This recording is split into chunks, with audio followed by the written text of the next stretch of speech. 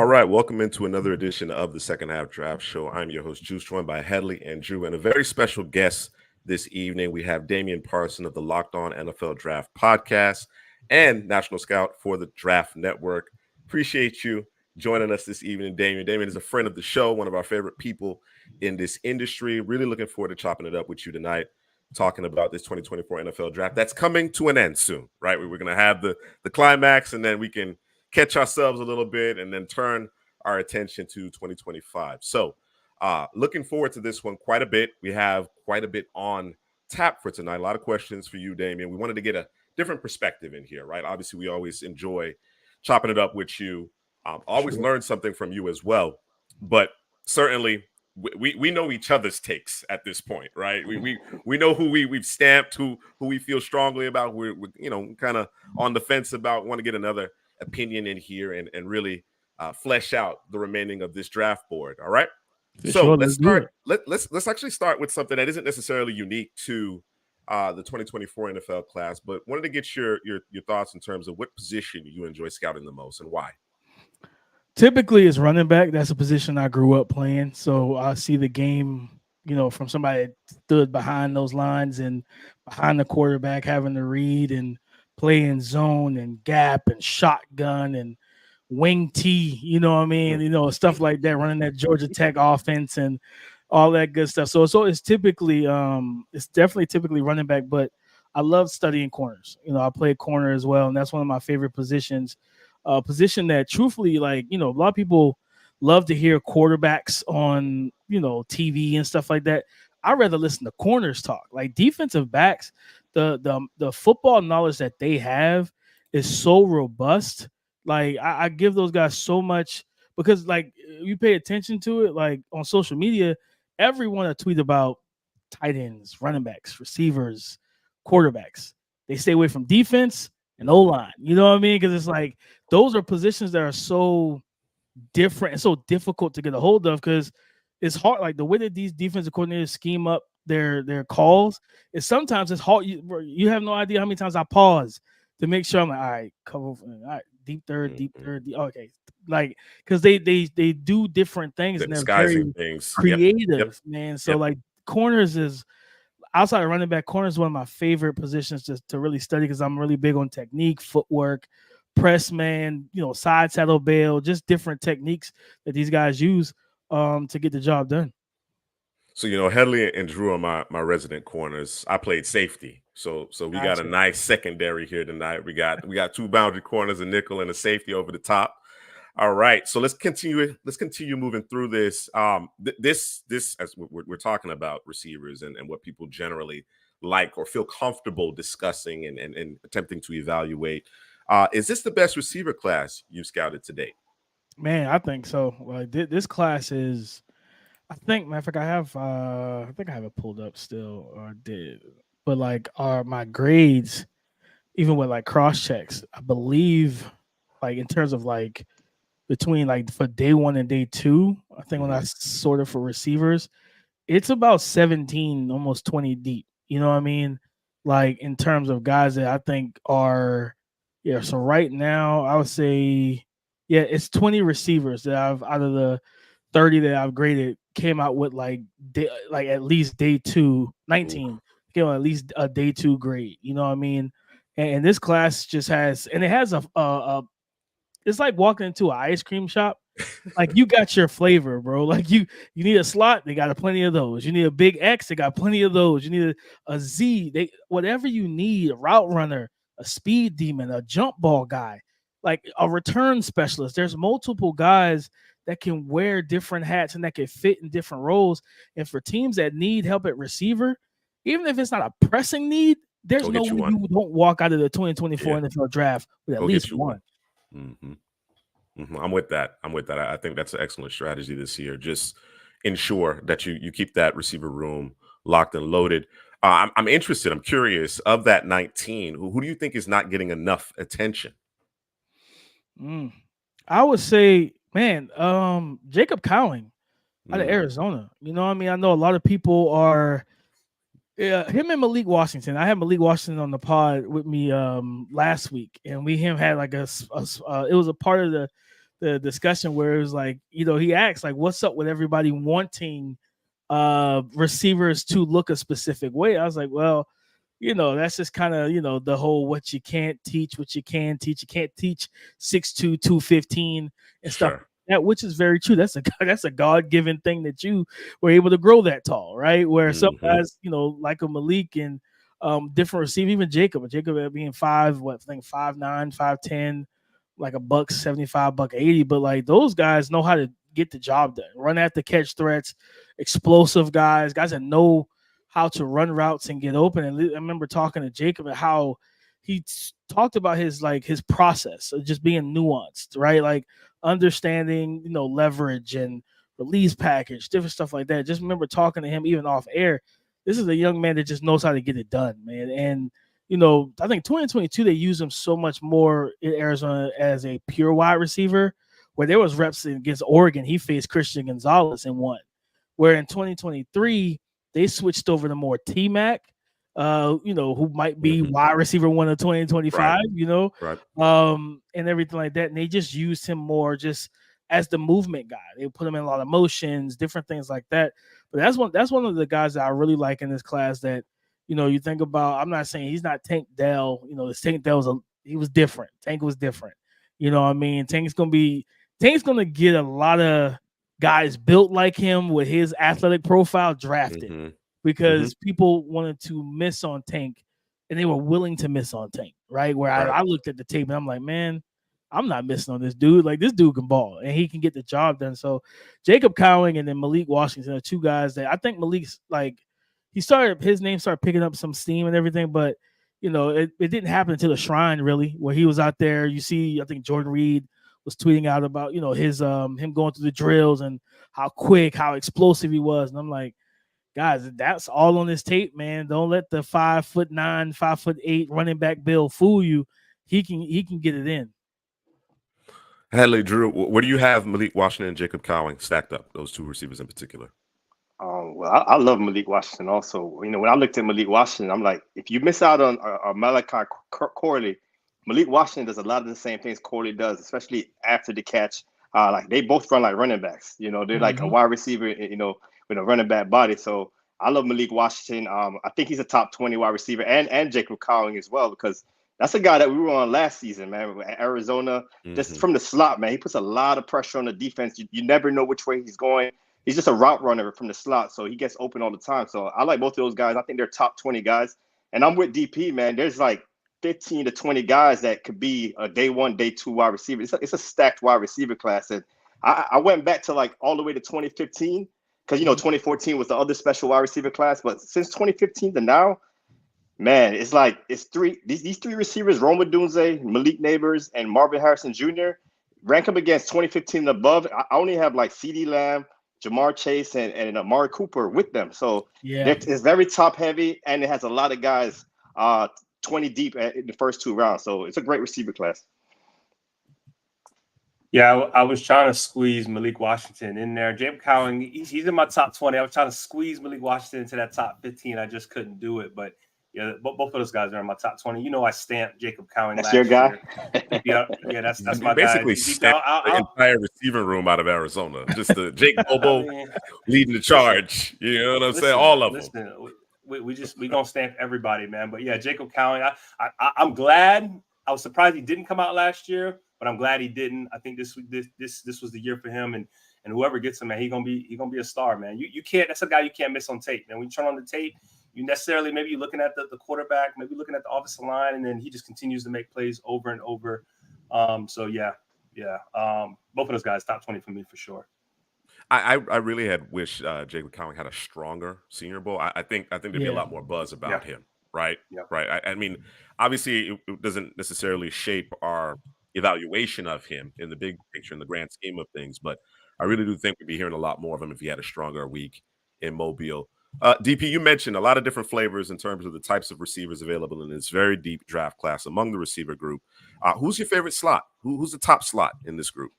Man, that's tough. That's a tough one. My top slot out of this group, I would probably say, because like and I don't even want to put him like because I was just gonna go there. Yeah, I was just gonna go there. yeah. You don't even want to put guys in the slot. You don't want to pigeonhole. Yeah, them, you know what I'm like saying? it comes such a negative connotation to people.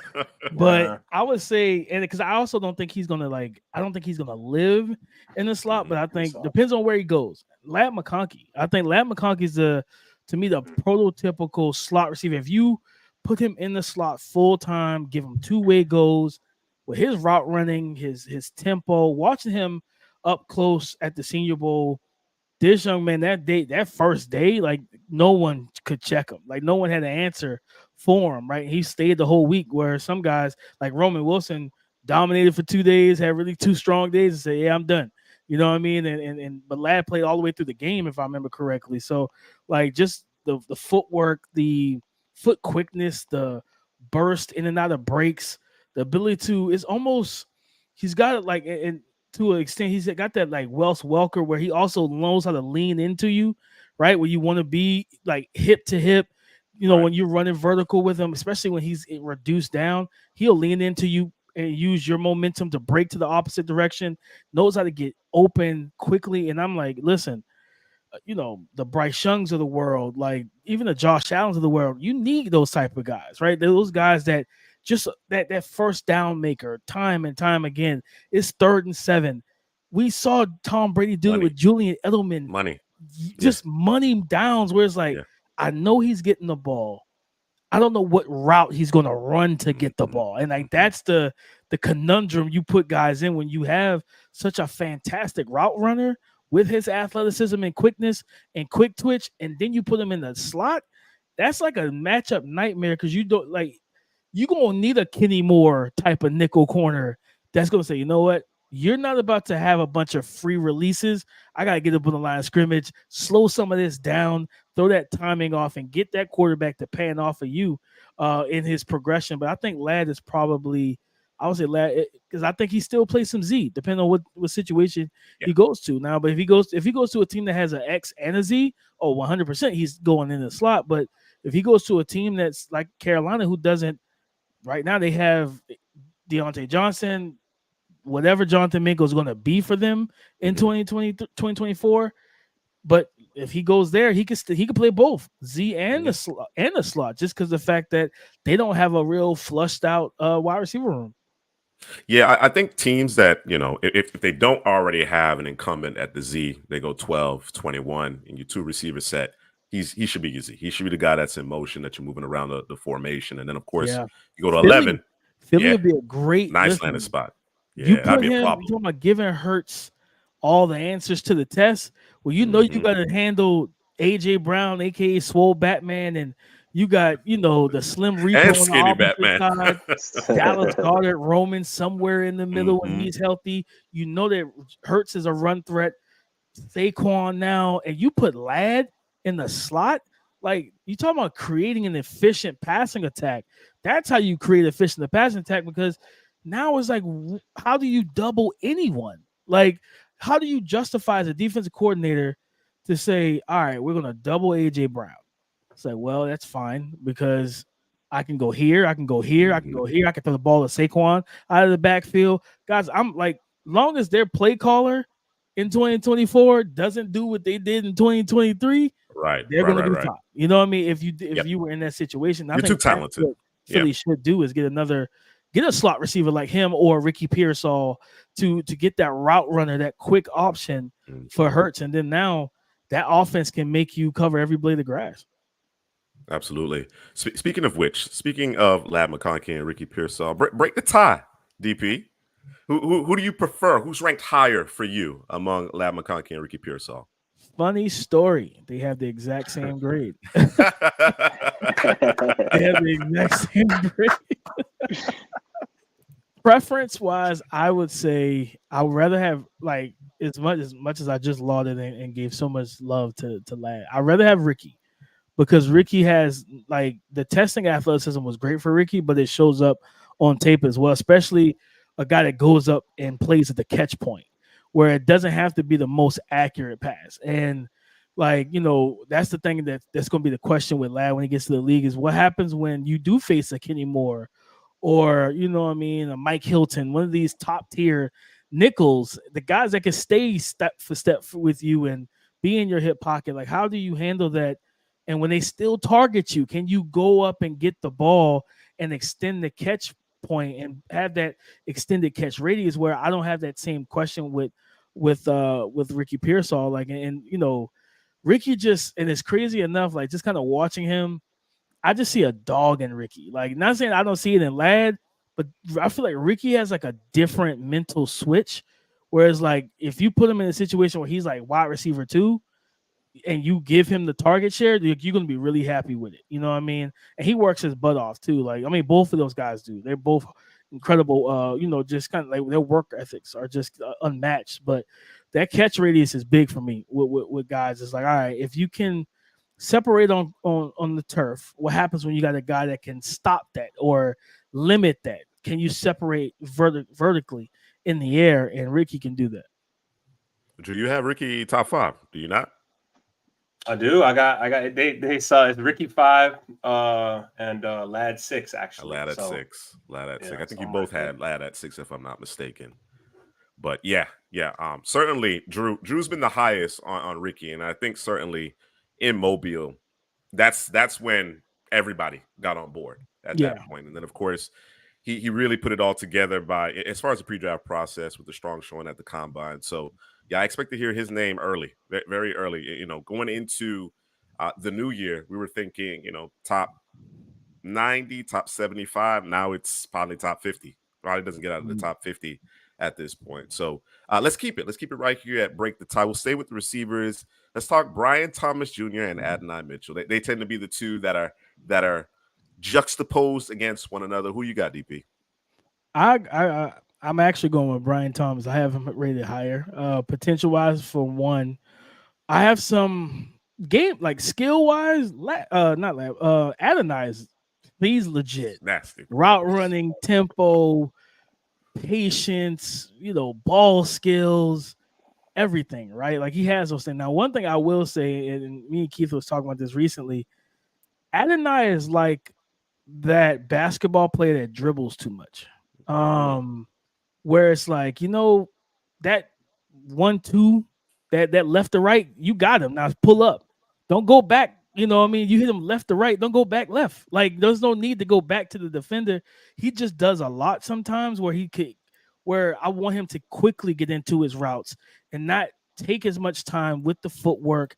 The way I think I explained some of his routes on tape is some of the 7-on-7 stuff where, you know, they know the quarterback's got no pass rush. They can just throw all type of stuff together, right? I think he had a rep against, was it Kansas State maybe? Or Kansas, where Quinn like overthrew him by a mile on the outside. But it was just like one of those routes where you see guys running that 7-on-7, you're like, a quarterback's never going to have enough time to throw that route. You know what I mean? So he has a couple of those on tape, but also just some of the things that I've heard is just like the motor, the effort.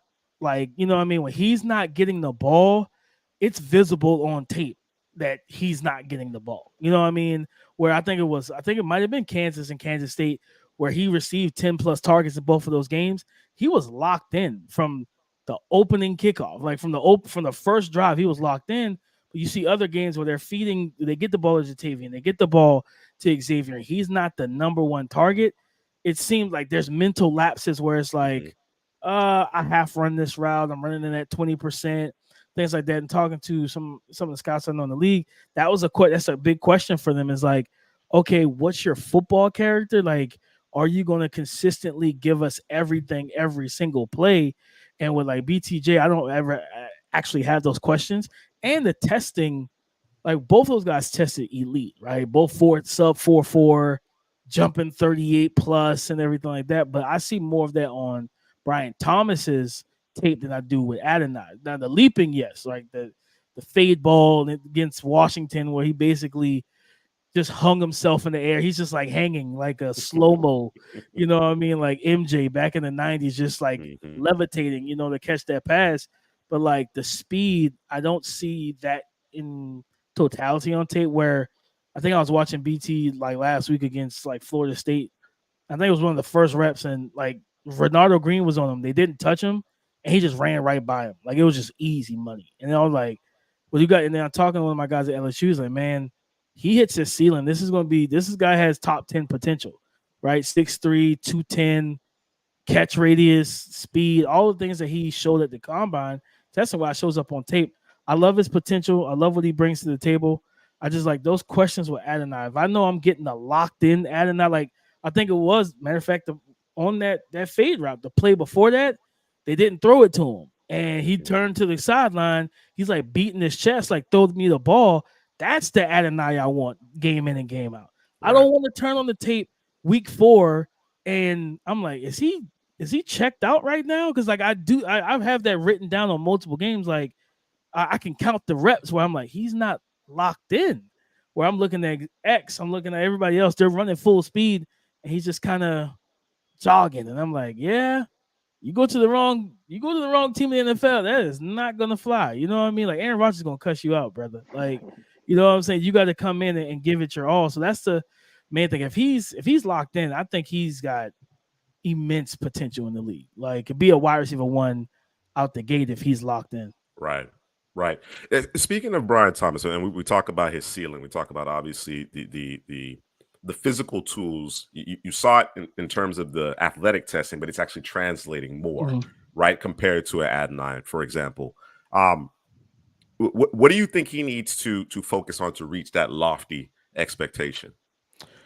I think man-to-man coverage is going to be quickly defeating man-to-man, right? Like, mastering the speed release, the one-step jab, stuff like that, and being able, because with his speed, once you like beat a corner once or twice early in the game, and that defensive coordinator spots that, and like, all right, we might need to back you up. You know what I mean?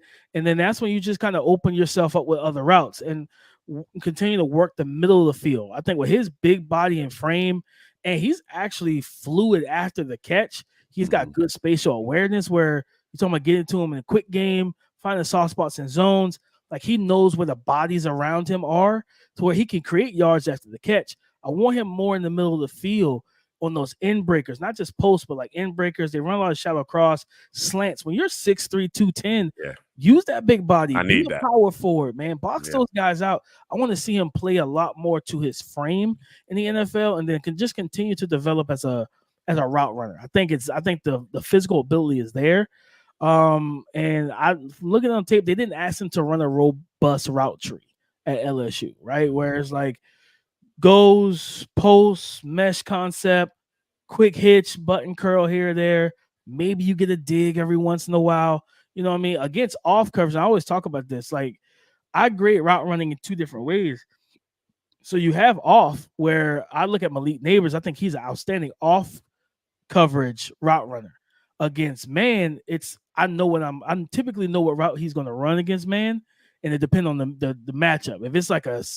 If it's an off coverage, like a safety or a nickel, and he's in the slot, he's probably running that post. You know what I mean? Or the slot fade. When he's on the outside, like that Florida State game really got me with Malik a little bit, because I'm like, all right, it's just 10-yard hitch against man-to-man, 10-yard hitch against press man-to-man. I'm like, then the Renardo Green interceptions, because he knew what was coming. They ran it like over and over again, right? So I think that's probably a big thing with BTJ, is just the route tree wasn't robust for him. So I always look at, because against off, even for him, he sells double moves very well. You know what I mean? The post corners, shoulders, head, eyes turn to the quarterback, getting that corner to drive and stuff like that. I think against off coverage, he's a good route runner.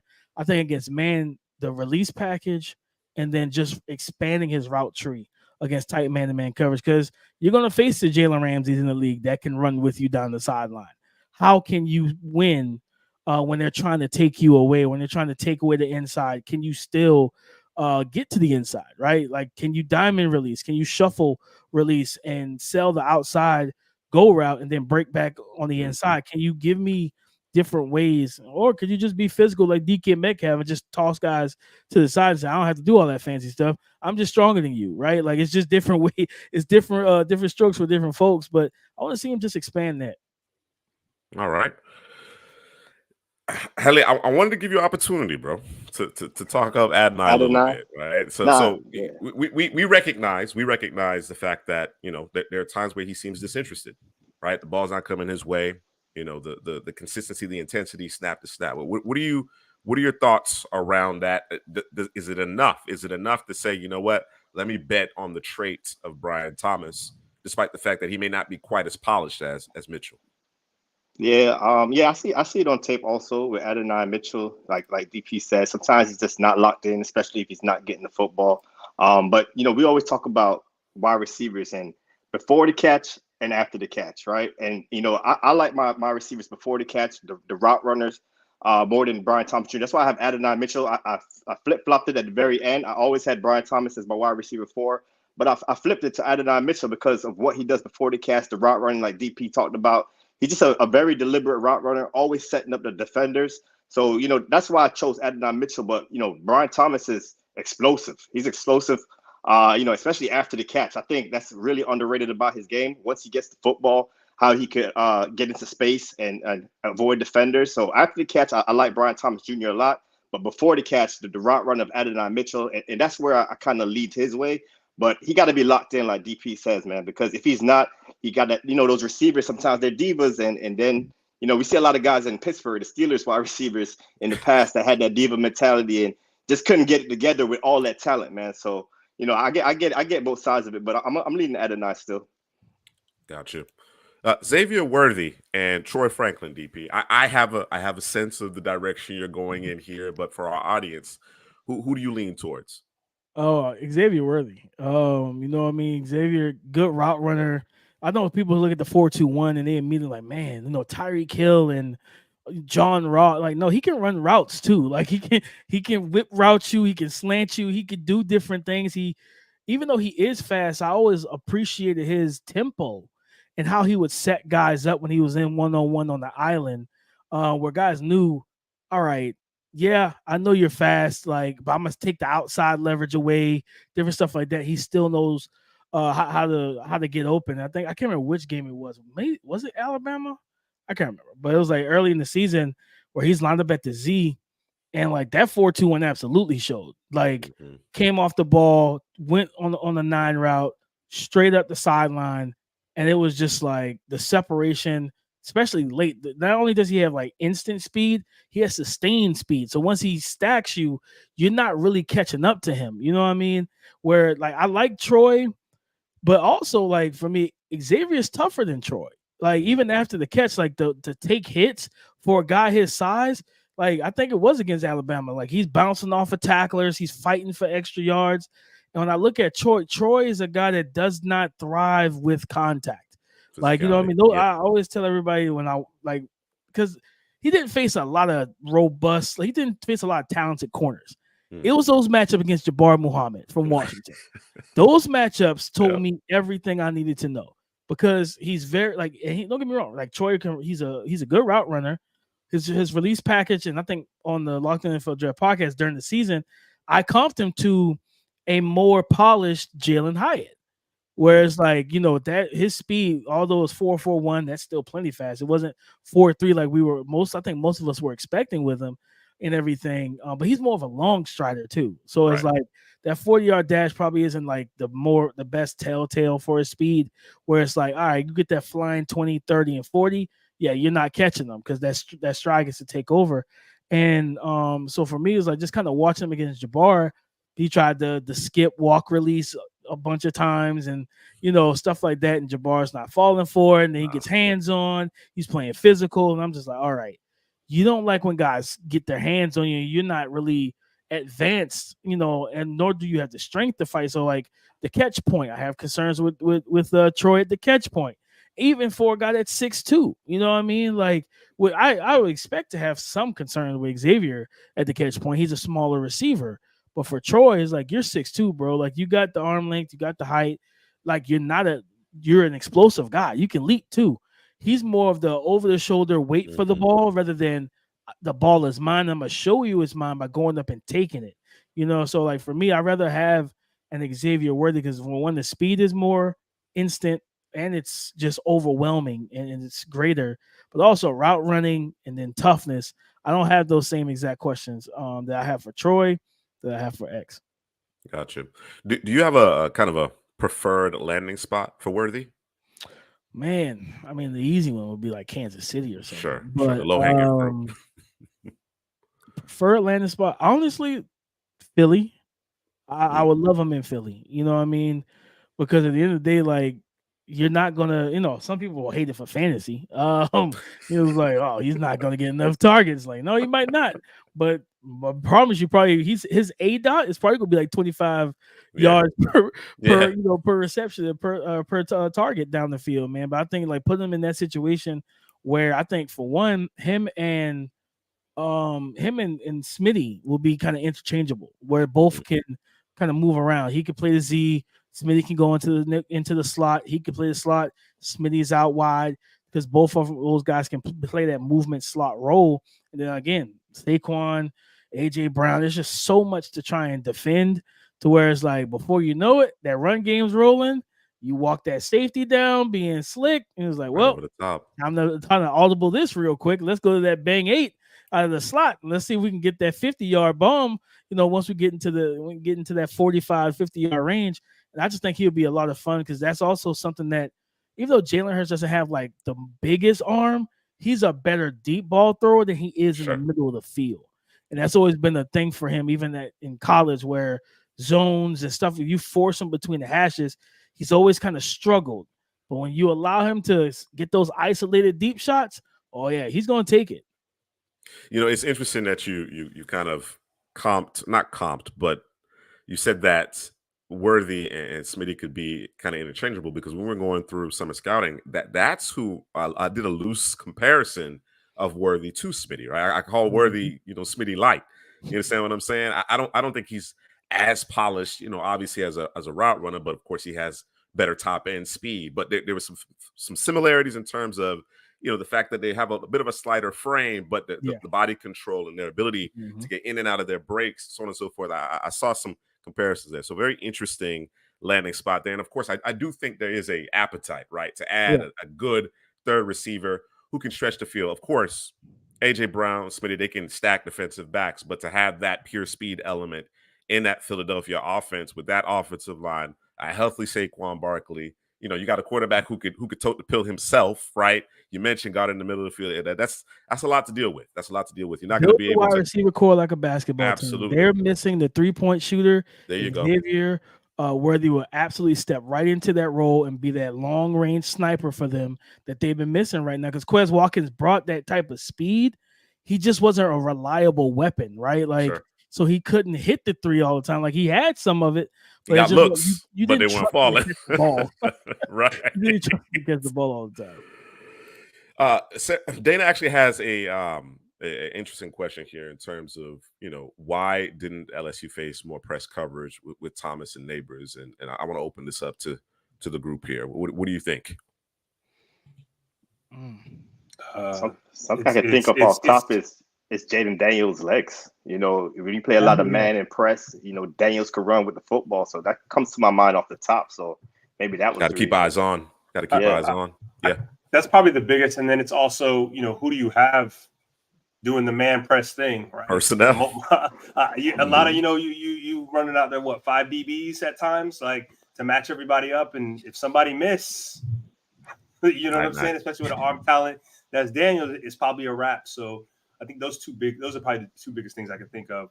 Headley, he definitely nailed that one because when you think about the speed, and I think I was talking to one of my guys after LSU had their pro day, and I was like, yo, like Jaden 40 time. He's like, oh yeah, he's around there with BTJ. He's around that 4.3, mid 4.3s. I'm like, yo, with a guy like that, you absolutely don't want to play man because the moment you get like your front four get out of their rush lanes or they don't get home, all your defenders' backs are to him, and it's like, well, why won't I take this for 60? You know what I mean? Remember the first game of the season in 2022, Utah, for whatever reason, forgot that Anthony Richardson was a 4.4, athlete at 6'4", 240, and then he gashes them for 60, right? Like you have to be cognizant of the quarterback, and then all like Drew said, I think what personnel do you have? Like how we can go man to man. But is that the best decision to go man to man? Like, because it's really difficult if you don't have the guys that can run with them. And if you try to get too creative, we're gonna show double high, dual high safeties, and then we want to rotate one down. It was like, well, all right, we got a slot fade call, nonetheless. So if you rotate the wrong side, that's bombs away. So I think it was just a mixture of just the talent LSU had, the speed and explosiveness, and the playmakers they had. And then when you got a 4-3 quarterback, like, you don't want to play man at all. I'll give you a prime example. You got to keep eyes. Go watch the Florida tape versus LSU. I'll tell you everything you need to know. A&M, he gashed. He almost had a touchdown against A&M where he just like took it out of the backfield. He sat there for a minute. He sat there and read it, and it was just like, could he? It was, matter of fact, it was a play he could have thrown the ball in the middle of the field, and he just did not feel comfortable. He just took it for a good 50, 55 yards and almost outran the safety who was at the top of the defense. And like, that type of speed is terrifying, man. Game changing. Mm-hmm. One more break the tie here among the receivers. We're gonna go with Keon Coleman and Xavier Legette. Who you got, DP? I like both of these dudes too. Oh man, I like both of these dudes. But I would say X. Anybody that's listened to the Locked On NFL Draft podcast since week 1, since his coming out party against North Carolina, that's been my guy. You know what I mean? And I've been the conductor of that train ever since during the season. And when I saw him, kicked it with him a little bit at the Senior Bowl, off the field, like, really good dude. I don't recall him sounding as country as he did in the interview. I don't know if he was putting on. I do not recall him sounding like that. And I'm from I live in South Carolina, born and raised. I do not recall him sounding like that when we were talking. But like, really good dude. He was hampered a little bit at the Senior Bowl with the calf, but like, still going out there and putting on the show, you know what I mean? And being able to showcase 101 separation, sinking his hips, driving out of the break, you know what I mean? Being big and physical. I think I comped him to A.J. Brown early in the season. So it's always funny when I see Twitter and all, where people are like, yeah, A.J. Brown. I'm like, welcome. You know what I mean? Mm-hmm. Welcome to the dark side. I've been here for months. You know what I mean? So like, I think as much as I love Keon, that speed, the ability after the catch that both of these guys have, but that speed, explosiveness, and power that Xavier Legette brings, man, like, it's different. We don't see guys built like that can move the way he moves. And again, I think route running wise, people give him like a really hard time, but he's a better route runner than people really admit. You know what I mean? He uses stair step techniques and different stuff like that on crossing patterns. Like, he's more nuanced as a route runner. The one thing I would and I didn't get a chance to tell him when I was in the Senior Bowl, was like, he's got to what I call hold the line when he on outbreakers and in breakers. Mm-hmm. It's one thing to break, hold that line, don't drift back. He does that a little bit too much, where he drifts and brings the cornerback into coverage. If he starts holding the line out of his breaks, it's going to be a problem. Yeah, I've been trying to tell my guys, man, they're too low on XL, man. I've been trying to tell them. You know what I'm saying? They I think I'm probably the hardest on the palette in terms of, as far as critiquing Keon Coleman's game. And it has nothing to do with the athletic testing, whatever the case may be. I set that aside. We saw him in the gauntlet drill. We know what the football speed consists of. I think XL is just better at separating than Keon Coleman, right? And if you're a basketball background, above the rim type of guy, he makes a spectacular catch, but I need you to be a little bit more consistent in the contested game. You know what I'm saying? It just wasn't to the degree that I would have expected. But when I look at these two, what really separates it to me is I view XL as a potential 1, right? Mm-hmm. Despite the fact that he didn't have a whole lot of production, virtually no production leading up to the season. I understand. He was a quarterback in high school. Right. You can see what he does with the ball in his hands, obviously. So getting healthy and then obviously putting it together in his final season in South Carolina.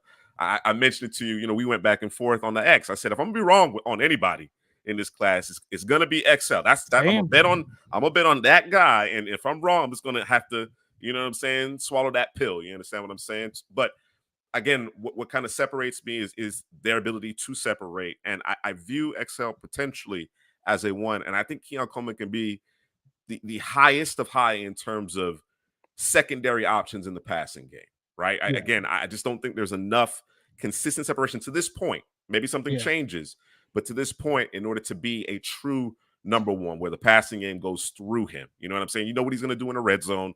You know, if you give him man-to-man coverage consistently, I think he's going to, with that frame, he should be able to win more often than not, that ability to play above the rim. But just, you know, I got to have it, you know, down in, down out, but you know, between the 20s. I'm just not sure if he's a receiver one, but I'm going to open it up. I'm going to open it up to my guys to refute me. You know what I'm saying?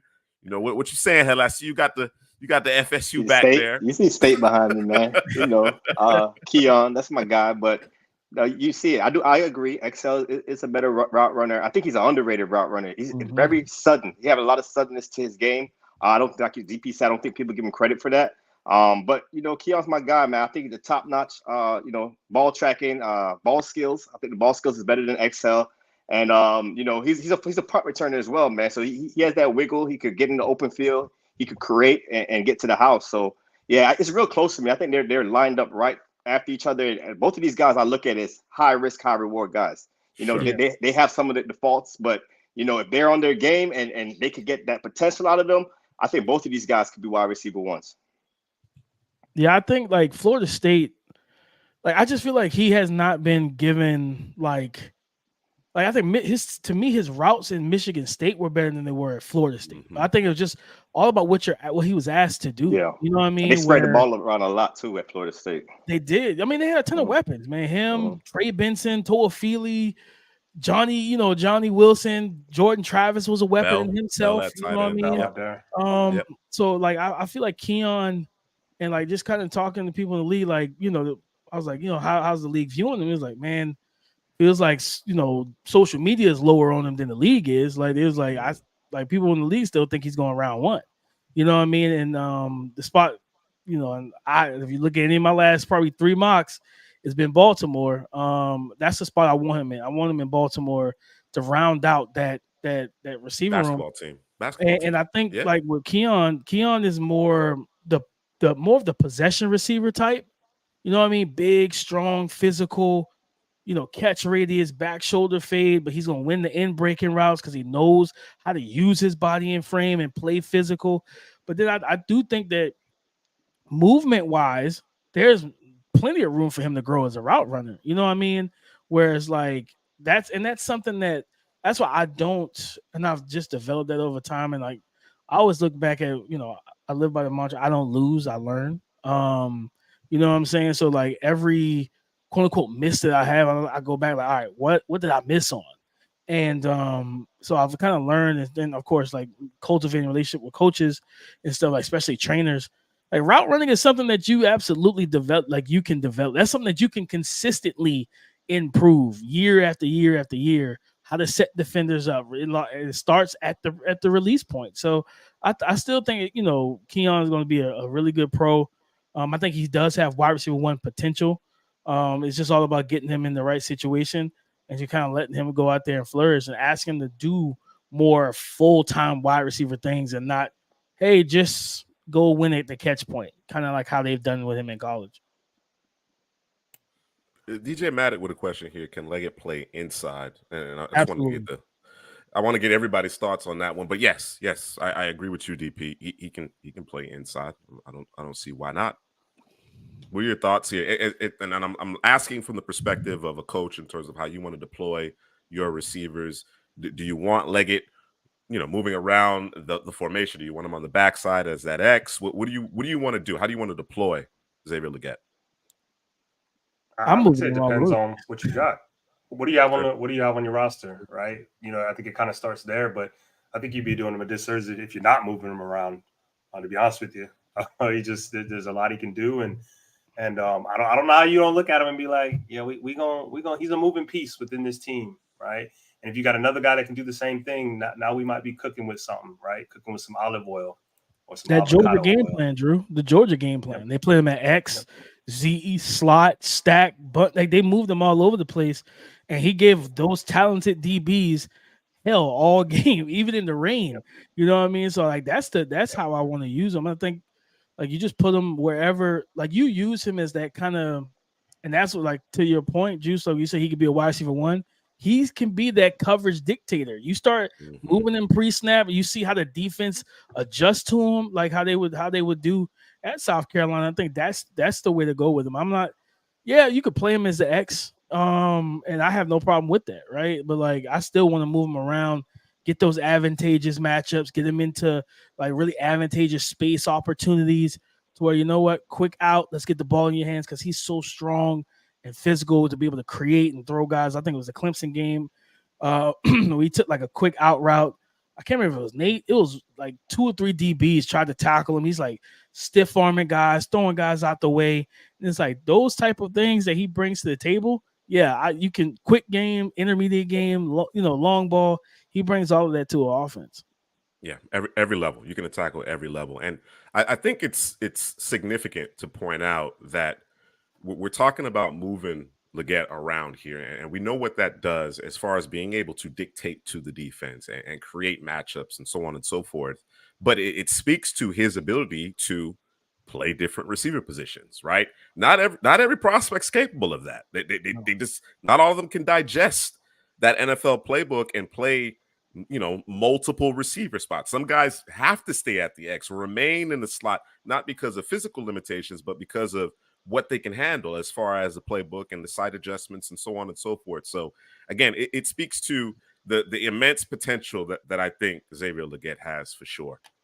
Let's talk about the pass throwers here. Let's talk about the quarterbacks a little bit. Obviously, that's kind of the main thread as it relates to this particular class. We wanted to start with receiver because there's so many receivers to discuss. But how do these quarterbacks stack up to you in this class, DP? Oh man.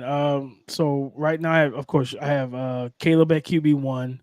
I actually have Jaden at 2.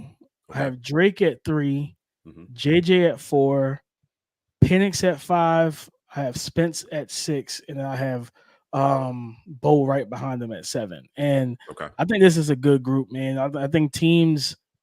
Do you feel like Penix and Bo and Spence, if they went round 1, some people will look at it as a major reach.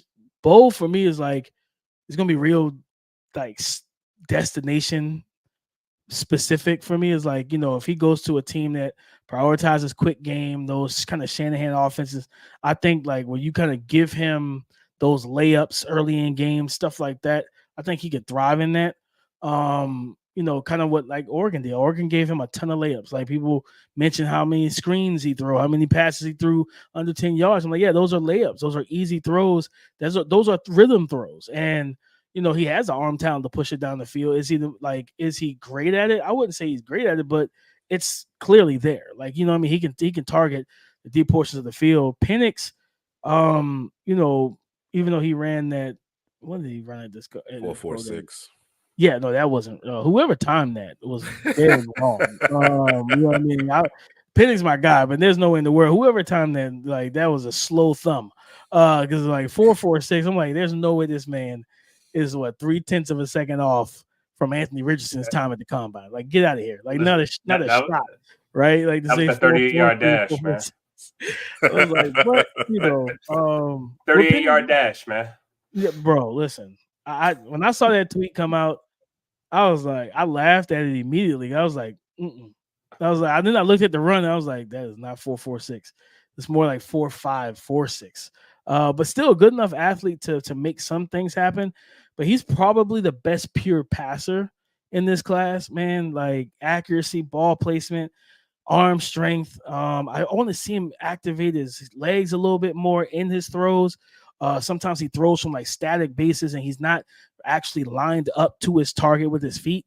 Whereas like his body, like his feet are pointing in the middle of the field, but he's targeting the left sideline, stuff like that. I think JT O'Sullivan, QB school, calls it being dovetailing, like getting yourself lined up to your target.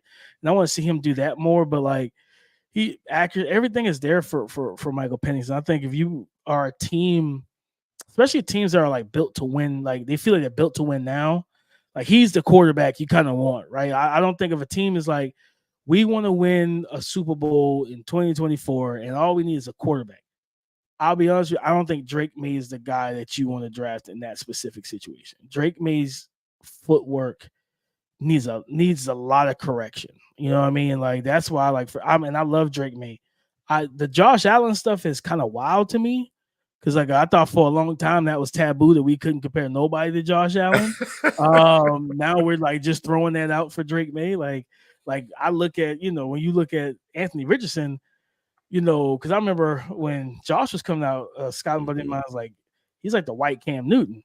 And I was like, you really think like that? I was like, for real? He's like, nah, I think he's like the white Cam Newton. And then it's like, okay, he was right. You know what I mean? Then you look at Anthony Richardson, it's like, well, he literally fits that same mold, but no, we can't use that comp for A-Riz. Now we're using it for Drake May. And I'm like, guys, it's literally just a year apart. Right. But like I'm gonna be honest with you, I look at Drake May more, crazy enough, more like Trevor Lawrence, where it's like, there's some technical stuff you have to fix to really get them to their peak. But the arm talent, the mobility, the size, everything. Like Drake May, people talk about Jaden. Drake May take some cartoonish hits himself, where it's like, Drake, I need you to chill. Like, I need you to slide, get out of bounds, protect yourself. But Spencer Rattler is my most underrated QB in this class. Like, it's just crazy how the narrative has changed. 2020, he throws for 3,000 plus, 28 touchdowns. He's QB1. He's the first overall pick heading into the 2021 season, right, of college football. And we look at him, and we're like, yeah, like he's a guy taking the 4th, 5th round. I'm like, how did he fall that far? Like, and the tools and traits are the same thing. Like, it didn't get worse. His game to me actually, and I appreciated him going to South Carolina because it showed me what I needed to see from him. How we questioned CJ Stroud up into Georgia. Can you make plays with your legs? Can you move in the pocket? Can you be mobile? That was kind of one of the things that people talked about with Spence. It was like, all right, is he just a pocket passer? And then Spence, out of necessity, had to run and for his move and legitimately. Yeah. Like we can keep talking. We did a episode earlier this week. I think it was probably like 2 days ago, where we like comped him to like some NFL QBs. And my comp was like Russell Wilson. I said he's not the athlete Russell was coming out of Wisconsin and North Carolina State. Russell's like a 4.55 guy in the 40, but like the deep ball, the accuracy, the arm strength, stuff like that reminds me so much of Russ. But I'm like, when you look at him, like I think the number was over the last 2 seasons, Spence has been sacked like 73 times, 40 times in 2023. And you got to see him evade, reset, and launch, where it's cool. Like, and I think this is something that I plan on like really doing a video on, is what did we learn from last year, right? Like I came on here and I talked to y'all about Bryce and my concerns with Bryce, right? And the thing that I think we, like as a community, we don't do typically is we don't ask the question, what will it look like if it goes wrong? Like, you know what I mean? Like, I think and people didn't want to do that with Trevor Lawrence. They were like, oh, wherever he goes, he's going to be generational. And I'm like, first of all, I don't think he's generational at all. Like, you know what I mean? Like, I don't think this is a quarterback I've never seen before. Like, I watched Andrew Luck, like, take Stanford teams and won. You know what I mean? So it's like the question of what does it look like if you go to a team where things aren't right? Where Justin Fields, as much flack as he gets and he gets killed for, when he didn't have DJ Moore and their offensive line was god awful, what was he able to do? Create with his legs, still get first downs, still run for almost 1,000 or 1,000 yards and keep his team competitive. And then we see Bryce get into a situation where it's like, this is awful. This is the worst situation, the worst case scenario for him. So I think like those situations, I appreciate that with Spence. And I think I think he's going 2nd round, at earliest. And I think somebody's going to get a start. Team to look out for is Atlanta. Atlanta is the team, I think, because I know that they've done a lot of work with Penix. I don't think Penix is going to be anywhere near for them unless they're taking them at 8. Like, to be honest with you. Right. I think Penix sneaks in the round 1. But I know for a fact, like, they're still willing to draft a quarterback in the first 3 rounds. And I think that's going to be Spencer Rattler. There you go, Hadley. Some insight on your Dirty Birds right there. I actually, DP, I think you bring up a great point about Rattler. The 2023 film gave me a whole new appreciation for him. right? I can kind of see why folks said, you know what, early day 3, but the way he kind of rehabilitated things, the traits were always there. Don't get me Yeah. wrong, but as you mentioned, the things that you wanted to see, the things that are going to be necessary to make that transition to the next level and be consistent. Then, of course, he topped it off with the best quarterback showing really in Mobile. I think what he did in 2023 really rehabilitated it from my perspective, and I definitely think he's a day 2 prospect. I to your point, wouldn't be surprised if he goes in the second round. We're a little bit higher on Penix. We're a little bit higher on Penix, and your points are well taken in terms of the things that he needs to work on, and I believe with some good professional coaching, he can correct those things. I'm really interested to hear your thoughts on JJ McCarthy. He's obviously very polarized, and not unlike Penix. What are your thoughts there? Why do you have him at 4? So, of course, the athleticism is clearly there for him. The guy that you can run the zone read stuff. He can absolutely get first downs with his legs and get chunk yardage. I think someone told me he's like at worst 4.6, but he can hit 4.5. Like he's a legit athlete at the quarterback position. Arm talent is there. He's a fastball pitcher. He's I gotta throw the 100-mile-per-hour heat seeker, and you want him to, hey brother, that's Barry Bonds up there. So I need a slider, I need a changeup, I need something a curve. I need you to develop, more things in your bag as a pass in terms of that trajectory. That's why his deep ball is very underwhelming in terms of like the efficiency, because he doesn't throw with a great touch with it a lot of times. But like watching his true drop back pass sets, that's what was like really important to me, is just kind of seeing how he handled it when they did let him throw.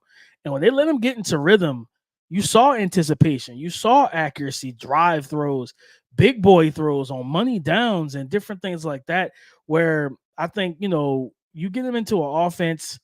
And again, he's not a quarterback that's probably going to lead you to, even if he goes to Minnesota, I think whoever goes to Minnesota might have the best chance of succeeding with what they have there. I love Kevin O'Connell, his offensive system, his coaching style, and the weapons they have. But even if he goes there, I don't think he's going to have a CJ Stroud rookie year. You know what I mean?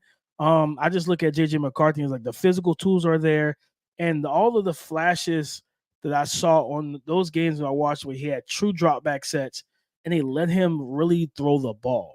Not so much of, we're going to run the ball 35 times, you throw it 12, and most of them are off play action, right? But no, actual drop back, shotgun, 3rd and 10. Can you read? Can you get through your progressions? Can you get the ball to the right read? And he showcased that time and time again.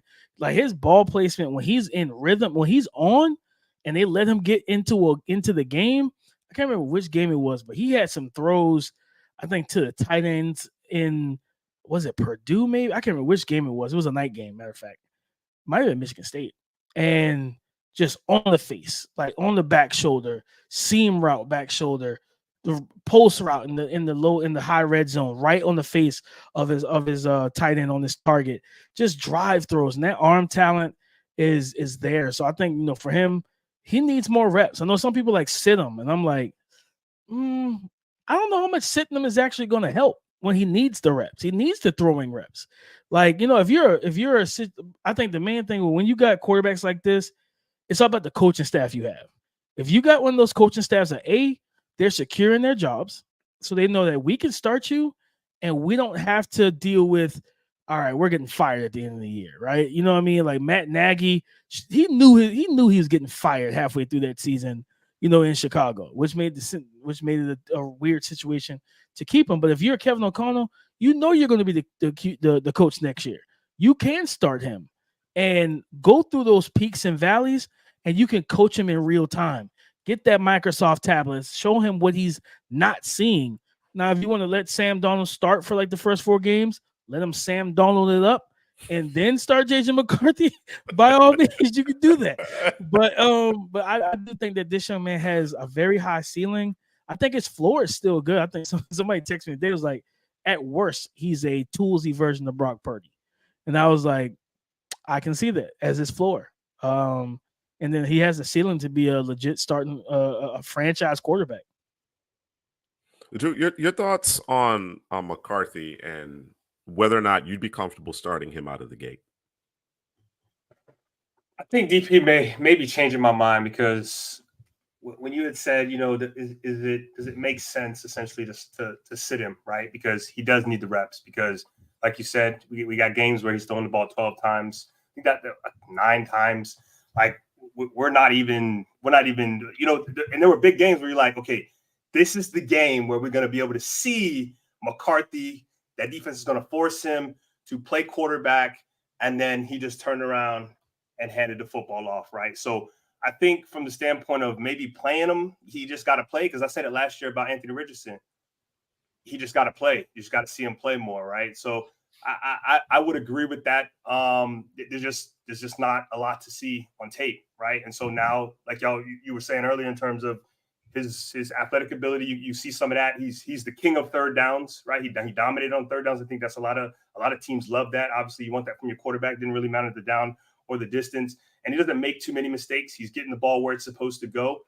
You just didn't see enough. I thought, a couple of the issues that I had with him was outside the numbers, in terms of throwing those balls outside the numbers. Thought he was kind of inaccurate there. I think he layers the ball over the middle very well. I think that's probably, kind of where he lives.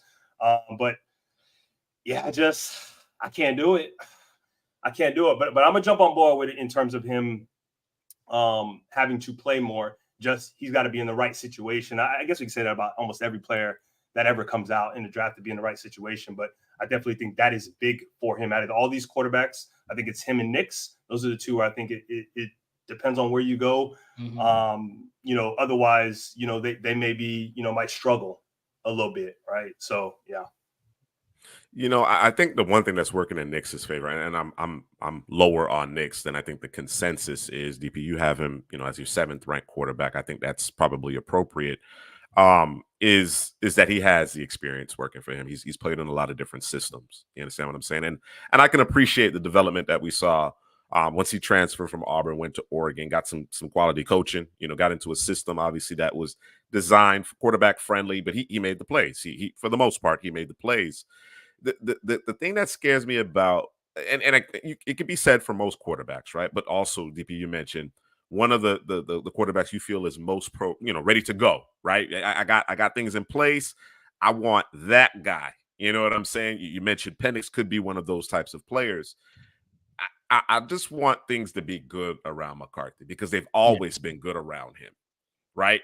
That isn't to say that there's no scenario in which he can't raise the level of players around him and thrive, despite the fact that things aren't perfect around him, but we just have not seen it. You know what I mean? So in the same breath, we're talking about he needs more reps. I also think he needs to be on a team. I mean, let's face it. It's Jim Harbaugh. It's Michigan. You got 5 guys on the offensive line that are going to be playing pro football. You understand what I'm saying? All 5. You know what I mean? With the beast running game. You know what I mean? Like, no other quarterbacks in this class had the luxury of being able to hand the ball off every single snap in the second half. So it's kind of a double-edged sword. I certainly understand. I can completely understand that he needs more reps. I just don't know that I want him all live in a situation where he doesn't have a better supporting cast. Now, Minnesota, Kevin O'Connell, that coaching staff, those weapons, those offensive tackles, okay, I can rock with that. New England, Jacoby Brissett. Jacoby, please give me Jacoby. Exactly. So that's kind of the thought process there. I certainly can get behind, hey, we want to get him some reps, but it has to be the right spot for him in particular. What about you, Heather? What are your thoughts? Well, I think I'm the highest on JJ McCarthy here, man, and I like the 2022 tape. That's the tape I go back to, especially in that Ohio State game where he made big plays after big plays. He kind of put the team on his back in that game, and it's something about his feet and his movement in the pocket, his pocket presence, his ability to escape the pocket when he needs to. He looks down the field when he's out on the edges. So, and DP talked about it, man. The athleticism, the arm talent, it's all there. Big player on third down, so he's 3rd and 7 and longer. He makes money throws across the middle of the field. But like Drew said, outside of numbers and deeper down the field, I think those are areas that he can work on and can get better at. Coming in, I wouldn't feel as comfortable starting him right away. Like you said, Minnesota is like probably the perfect landing spot for him. But if you go to like a New York or New England, I would like him to sit a little bit, come in the middle of the season and take over, somewhere around there. But Yeah, man. He needs more reps, but I wouldn't want to throw him out there and just ruin him at the beginning of the season. Yeah, it really is a tough spot with respect to him because I completely understand the argument that we hadn't seen it. We can extrapolate. We can see the flashes, right? As you mentioned, the 2022 tape.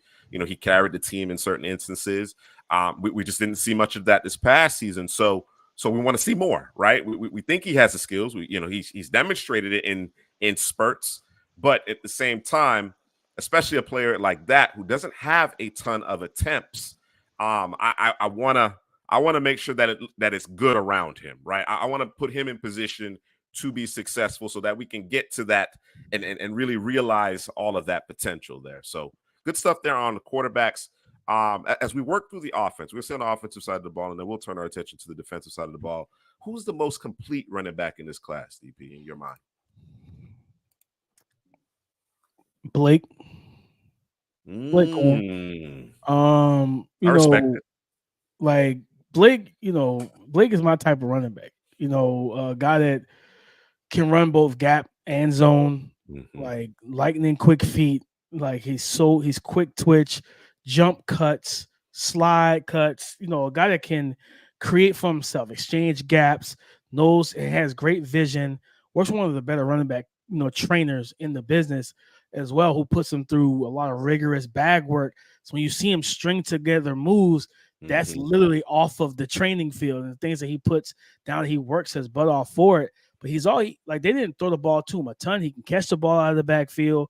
He doesn't mind playing, standing on third downs and trying to help protect the quarterback and everything. But just his ability, I prefer. It's similar to what Headley talked about with receivers, with outrunners. It's the same way I look at with running backs. I want guys that. What happens when we close a door? Can you get to the other one, right? But what if that other door is on the opposite side of the center? Can you jump cut and exchange that gap and still be able to hit it and get there, right? Because I always talk about as a former running back, your eyes and body need to be married together. So there's a lot of backs who eyes can see a lane, but their body physically can't get them there, right? Yep. And then you got some that the body can get there, but the eyes don't see the lane opening up. Where Blake has all of that into one, and just the smoothness, the quickness that he plays with. He's so sudden, but yet so patient at the same time, where it's so hard to corral him. I think it wasn't Wisconsin. It might have been Nebraska or something, but I remember putting the run, I think it was last year, 2022. It was like a stretch zone run, and it's, as in those type of situations, a running back, you have three options. You have you can bounce, bend, or bang it. You know what I mean? So it's like read that outside hip, and then you got to determine if it's a hard edge, how do you approach that?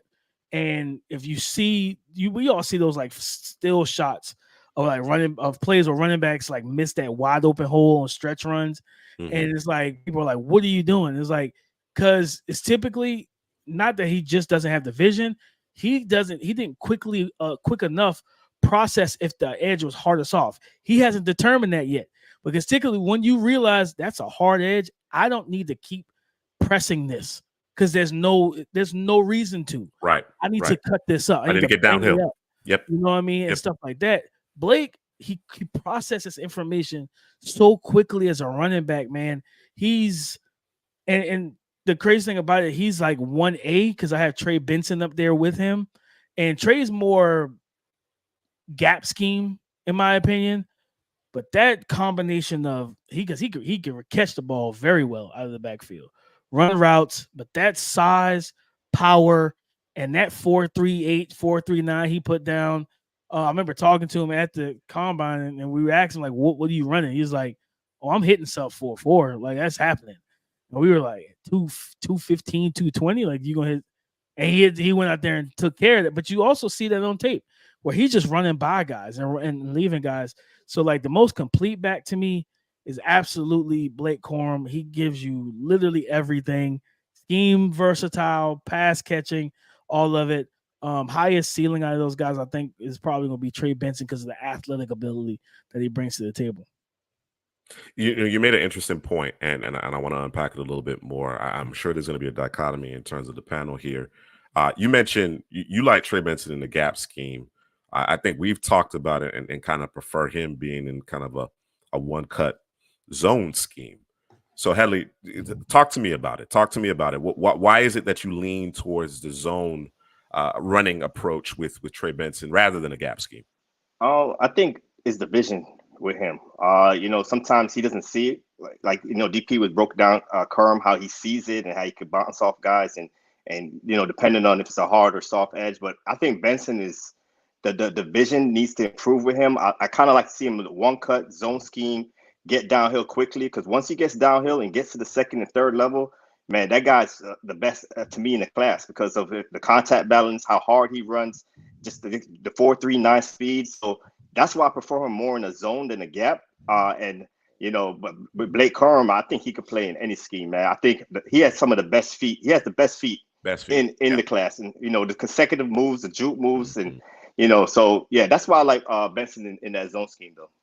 Yeah, I want to make things easy on Benson, and maybe depending on your approach. I mean, are we whamming? Are we we belly? You know what I'm saying? Like, just hit it. You know what I'm saying? But I want to make it easy on Benson. I want to make it very easy in terms of the one cut press, and then get those shoulders square to the line of scrimmage, get upfield, get downhill. I think that's when he's at his best. So you can see those athletic gifts and that physicality at the second and third levels. I'm a big fan of Jonathan Brooks, and I think we at Couch Potato General Manager we believe he's a top running back in this class. I want to get your thoughts on him, Damian. What do you think about his skill set? He's smooth, man. Like Jonathan Brooks is smooth, like efficient mover. I think he has good footwork. He moves quickly with his feet and his base. I think his contact balance is good enough and solid. Guy also he soft hands, he can catch the ball in the backfield. I feel like his vision is good, able to find running lanes and knows how to get skinny through them and everything, shows good elusiveness. I wanted to see him test. I just wanted to see what that raw athleticism looked like. Sure. Because I question that second to third gear. You know what I mean? In open field, like I feel like guys can go be able to at the next level. I feel like you'll have those trailing, like how we saw with that Nate Wiggins play against North Carolina. I think we'll get a lot of that in the NFL where you have those highly athletic corners be able to walk him down unless they're too far behind.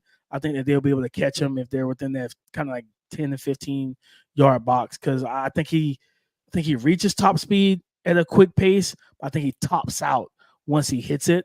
Once he gets 0 to 60, I think it's hard to move from 60 to 70 for him. You know what I mean? Where like you look at, like I say with Trey Benson, it goes from 0 to 60 and then it goes from 60 to 100. And then both of those are quick. You know what I mean? So you got to be on top of your game where, like, I do think, and the injury, a lot of people are more concerned about it. I haven't been. I talked to one of the partners at the agency that covers him. And I heard back in like December that he wasn't on crutches. He was getting ready to start training and stuff like that. Like, and I was like, okay, so that's good to hear. You know what I mean? It was like their strong hope is that he would be ready for the season. So we'll see. But I just think he's a smooth player. Me and Keith talked about, we did an episode, I think was today's pod, actually. We put on this prospect spotlight. And I think I haven't moved off the Aaron Jones comp for him since the season. I think that was, I brought up Joe Mixon a little bit. But Joe just has like another gear, as a runner, especially young Joe Mixon coming into the league. Sure. Healthy Joe Mixon.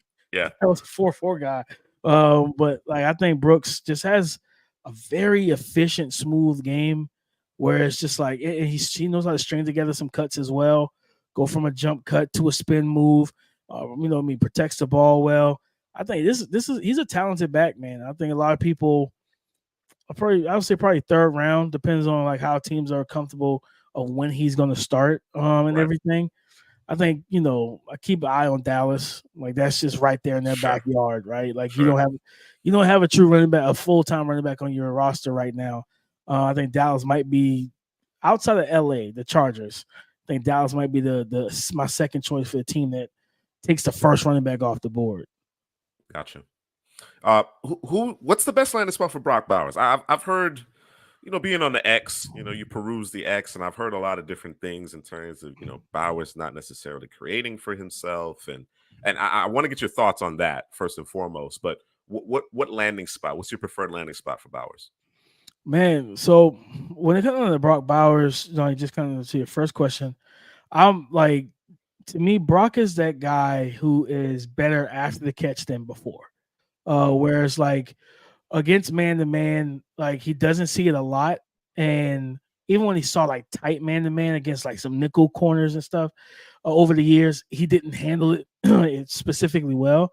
And that's because he just hasn't faced it a lot. So he was like, all right, because a lot of people say, well, I'm gonna just draft him and play him as a power slot. I'm like, what comes with that? Beating nickels, beating, press man safeties like Derwin James and, Kyle Hamilton's of the world. Yep. And it's like, though that takes away what he's really great at, because once he gets the ball in his hands, he's a running back. Like he becomes an animal post catch, and his transition. I always look at guys and see how quickly you can transition from receiver to runner, and that's where to me he's special at. From plucking the ball to then turning and squaring his shoulders upfield to evade guys, just be able to sidestep guys, but also, he could. It's like a dog, like kind of, well, because he's a bulldog, but it's like a dog.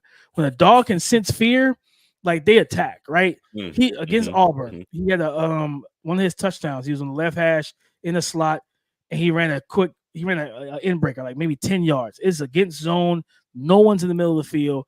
He catches it, immediately hits the gear, and he knows those defenders that he's about to encounter do not want to tackle him, and he just like covered the ball and ran through the wall. Nobody tried to like hit him, be physical, chop the legs. It was just a lot of grabbing for cloth. And he was like, yeah, that's not going to work against me, man. Like I'm going to run through that. So like, that's why, like, to the first question, I think there is some creative question marks. Like, okay, how's he going to handle man-to-man coverage in the league when guys can get, up to the line of scrimmage, try to get hands on, be physical, tell you, beat us like a receiver. Before you actually get the ball. And I think like the perfect landing spot for him, I think the Jets might take him. I don't love that spot because Aaron Rodgers has never been really friendly to the tight end position. You know what I mean? There's never really been this thing outside of like red zone. Like Robert Tonyan was a thing for a while because he was like giving them targets because everybody's trying to take away Devontae Adams. But like just feeding a talented tight end, it's never been an Aaron Rodgers strength. I actually think a perfect situation for him, man. I mean, he would have to tumble a little bit. Indianapolis, like to the Colts, like the A-Rich, that seam route for him and A-Rich would be deadly. You know what I mean? Off the RPO with Jonathan Taylor healthy, stuff like that. Like you think about. Especially when you have, which I think they need to upgrade the receiver spot. I mean, I like Alec Pierce, but he's more of a build-up speed guy. They need somebody with that juice, you know what I mean, to really, like, take the top off. When you got Josh Downs and then Michael Pittman Jr., man, like, I think teams will understand, like, okay, Brock Bowers is Brock Bowers, but how do we justify not trying to take away Jonathan Taylor first, not trying to take away Michael Pittman second, stuff like that. It's a pecking order, you know what I mean? And I think A-Rich he's the type of guy with his catch radius, his ball skills, his toughness and athleticism that A-Rich needs at that tight end position. Unless Jelani Woods if they feel like he can come in and be that big, tall guy, you know what I mean? Like, is he 6'6", 6'7"? He's a good straight line athlete, but I think he battled like hamstrings as a rookie. And we know that those things typically can linger. So you never want to like put too much faith in the guy that's battling hamstrings all season. So I think perfect landing spot. And the second would be Cincinnati. Yeah. Absolutely. Joe Burrow, like, yeah, him, Jamar Chase. We'll see if T. Higgins is still there after the draft. Sure. We don't know. Sure. You know what I mean? Like, but put him in that type of situation, man. Like, where he's got a quarterback that either A, has arm talent and accuracy to get the ball, but also that are on time. Yeah, like you put Brock in those situations, and with like especially either one of those quarterbacks, because of especially with Joe Burrow with the receivers they have, you're going to see more zone than man because it's hard to man those guys up in Indianapolis. Who's playing man to man against Anthony Richardson without a spy? Like you're not. Right. That's not even like good coaching to say I'm gonna play man to man against Anthony Richardson. So if you're going to see zone, in which they'll try to do to trip the young quarterback up. Now you got a guy that can dominate between the hashes and then give you high octane numbers after the catch. I think that would be a deadly combination. It's interesting the Bengals landing spot, right? I think the most responsible thing, obviously, is to address the line of scrimmage, whether it be on the defensive side of the ball or that tackle position. But they brought in Trent Brown. So 1-year deal. Maybe that gives them the flexibility. You know what I'm saying? Maybe they say, hey, listen, we're going to push our chips to the middle of the table. We're going to ride it out with T. Get the compensatory pick. We're going to add Brock Bowers to the mix, and we're going to take another swing at it. So it'll be interesting to see how that lands. Drew, you always have a great take as it relates to the tight end position and the fact that it is a transition. It is one of the most difficult transitions from the collegiate game to the NFL game. Of course, Bowers had a ton of success early, right out the gate, right as a freshman. You know what I'm saying? He was a difference maker. What do you think that transition is going to be like for him, particularly if they're asking him to play inline? It's going to take a little bit of time, to be frank. Because obviously they're asking you to play a little bit of offensive line. They're asking you to play a little bit of receiver. So I think, I guess you could say this, I said this before, I'm gonna say it again. You can say this about every player. You got to have a plan for them, right? It's just going to take time, man, because you're learning 2 different positions at the same time. I mean, you might even learn 3 because you're talking about him playing inline. You're talking about him playing tight end. You're talking about him playing. They might even get cute, play a little fullback. You know what I'm saying? And the fact that he looks like a running back after the ball's in his hands at times. Where he's able to just run through and run by people. And then him playing out wide. So he's going to have a lot to learn. But I think it's baby steps with him, man. Just don't throw him in the fire. Just do the things that he can do. He already knows how to do, and then you just kind of stair step him, kind of spoon feed him into the things that he needs work on. I wouldn't throw him into the fire too soon if it was me, because I think you're taking away some of his superpower, right? So just spoon feed him into it. How do you guys feel about because I seen this actually came up, I think on one of our scouting calls, like our scouting meetings over at the Draft Network, the Sam Laporta comp to him. You know what I mean? Like for to comparing the Sam in terms of like just because it's crazy because people like, man, he's I've had this argument with people. People say he's better than Kyle Pitts. I'm like, listen, let me tell y'all something. I watched Kyle Pitts go against Derek Stingley Jr. and win. I'm not putting him crossing Stingley's face. I remember talking to DBs that faced Kyle Pitts that year, that Heisman year that Kyle Trask was one of the Heisman candidates, right? A long time ago, feels like. And I remember one of the things that somebody told me was like, bro, like he's so strong. And it was like he don't look like Kyle Pitts is that big because he is 6'6", 240. He's like, nah, like when he puts that chicken wing in your chest to extend and break, you feel that. He's like, he's strong, he's dense and everything, but then he runs a 4.4. And it's like, so when I heard the Sam Laporta thing, I was like, man, like I love that a lot in terms of how you use Brock that first year. Now, Sam, I think Sam was a better route runner than Brock coming out because Sam could route guys up. That tape with Sam Laporta versus Chase Brown when they faced Illinois, like that was like good on good. That's one of my favorite tapes from the 2023 class to watch because those two dudes battled. But what do you guys think about that comp for Brock to Sam Laporta? Yeah, I agree. I think Laporta was a better route runner because when you watch Bowers route running, especially like you said against man, he's a little high. He's a little high in his route running. So that's why man coverage is tougher for him. But I thought Laporta went to the perfect landing spot. Detroit with a Jared Goff as your quarterback. I thought that was big for Laporta. So it's going to depend on landing spots for Brock Bowers because after the catch, man, that's where he excels. And I do have a higher grade than him than Kyle Pitts. Because of what he does after the catch. And the situation with Kyle Pitts went to Atlanta, they couldn't really use him in Atlanta. So it all depends on landing spots, man. Laporta got with Goff, he balled out. Kyle Pitts in Atlanta couldn't really do much. And I think with Bowers is going to be the same thing. You mentioned a couple teams, the Jets, the Colts, and it's funny because these are the teams that we kind of mocked him to. I think we mocked him as high as 5 to the Chargers, but I don't think that's realistic because they're going to have Joe Alt, Malik Neighbors, Harrison Jr. to pick from. But after that, man, it could start early as 10 with Bowers or like you said, Cincinnati or Indianapolis. And if it goes even further, I think the Bucks. I think the Bucks is a good landing spot also with Baker Mayfield and Mike Evans and those guys. So, yeah, it all depends on landing spot. But yeah, I do like Laporta's route running over Bowers, but Bowers after the catch and what he does, like you can line Bowers up at outside wide receiver and run a fade to him, man. He's just so good. Going up and getting the ball, tracking the ball. But yeah, man, I like Bowers a lot, man. I think he's a top 3 player in this entire class. Let me get Bowers in is greedy, but let me get Bowers. Let him slip down past Indianapolis. Let him get into that like 19, 20.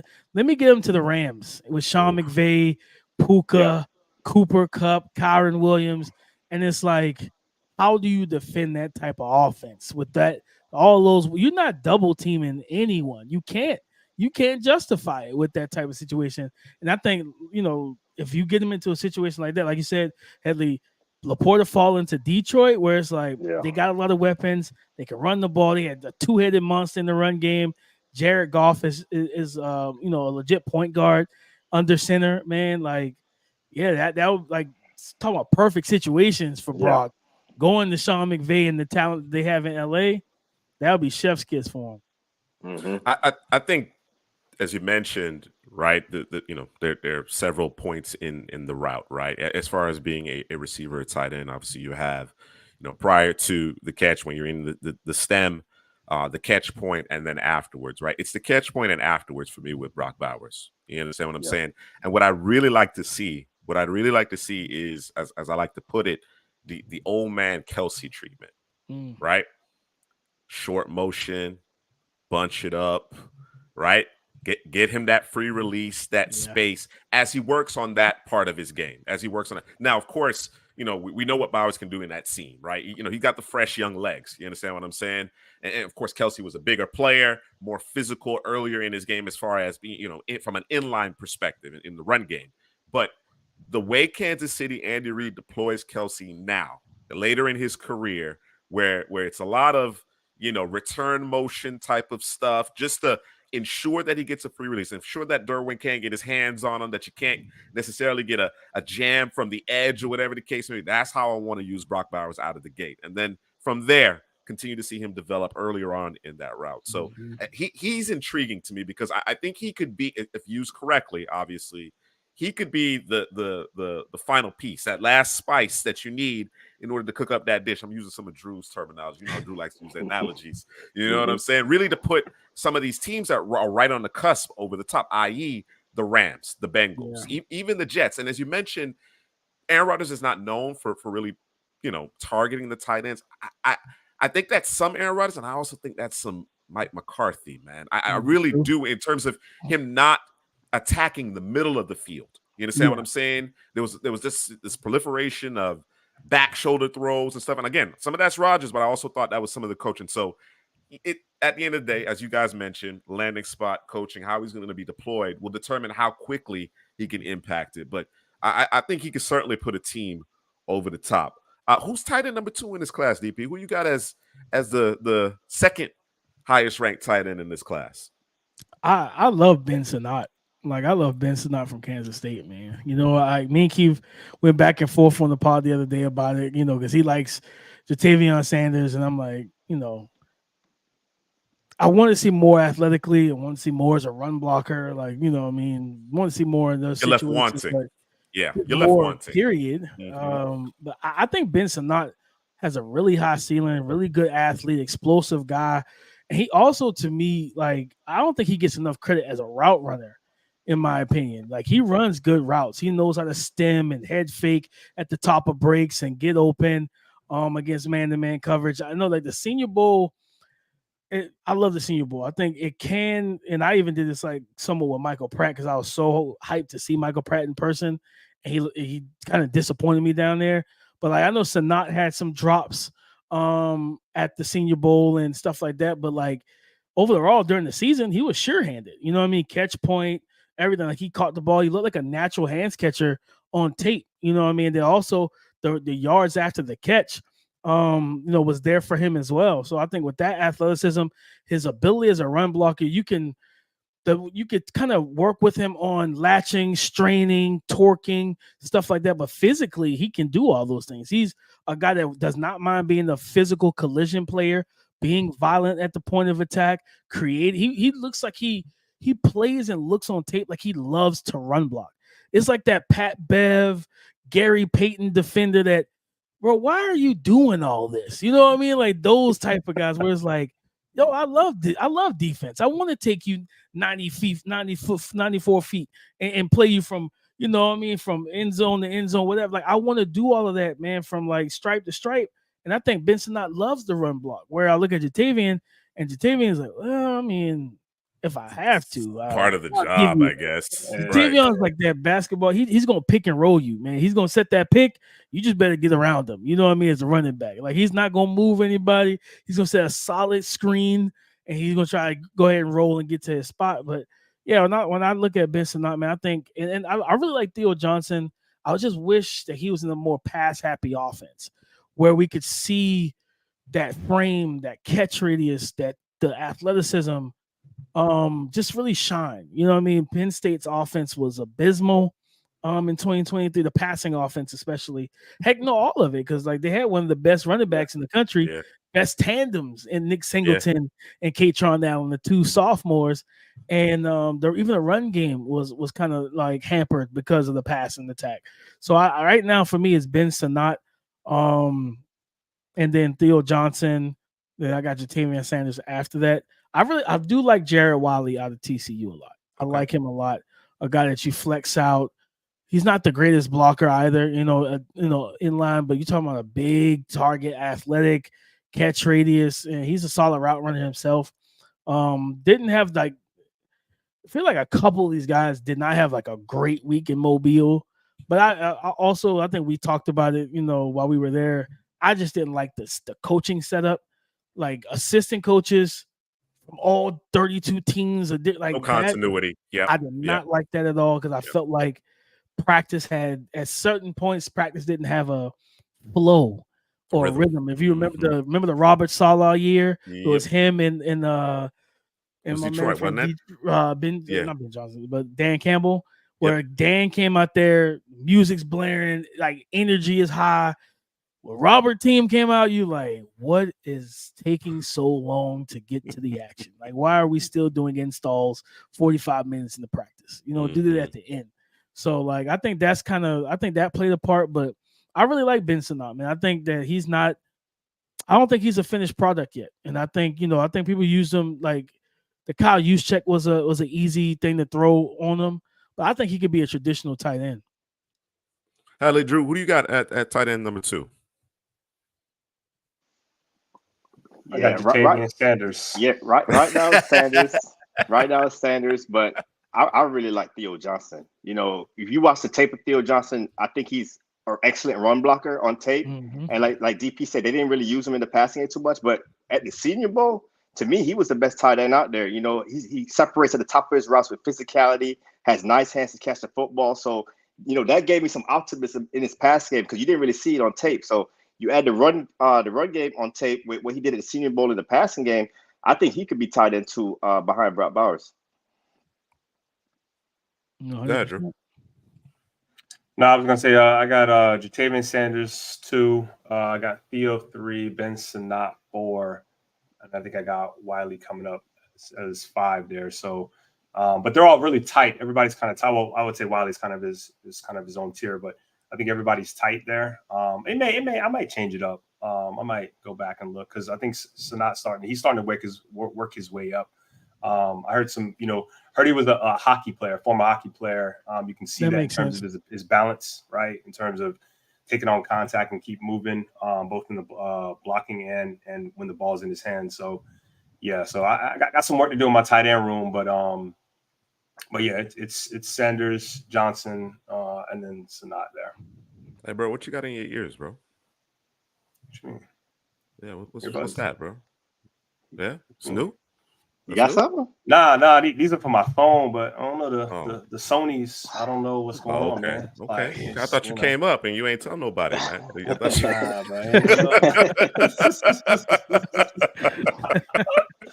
Just made a switch, man. I got a couple different butts. Okay. I don't know. All right, back up pair. I feel you. All right, let's go to the line of scrimmage here. Let's talk about offensive line a little bit here. DP, who do you have as your top interior offensive lineman in the class? Jackson Powers Johnson. Okay. You know, this dude, physical, nasty, mean, strong hands, good lateral movement. You're talking about mirror steps, and pass protection and stuff like that. And at the Senior Bowl, I really appreciate when they allowed him to take snaps at guard, so we could kind of see how he handles it. Because I don't think Zach Frazier is gonna give you much at guard. Neither Cedric Van Pran. But I look at JPJ. I'm like, okay, if I have a good center, but I needed a guard, I'm still drafting him first if I need an interior offensive lineman, because he showcased that ability to do that. And just the competitiveness he plays with, the IQ that he has. And like I said, that physical, just nasty, mean streak as a run blocker, stuff like that. I really appreciate his game, man. I think he's the guy that if there's any interior offensive line that goes round one, Graham Barton, of course, I forget that he's mostly played tackle, but that's a guy also that could play center, play guard, good athleticism for it, strength.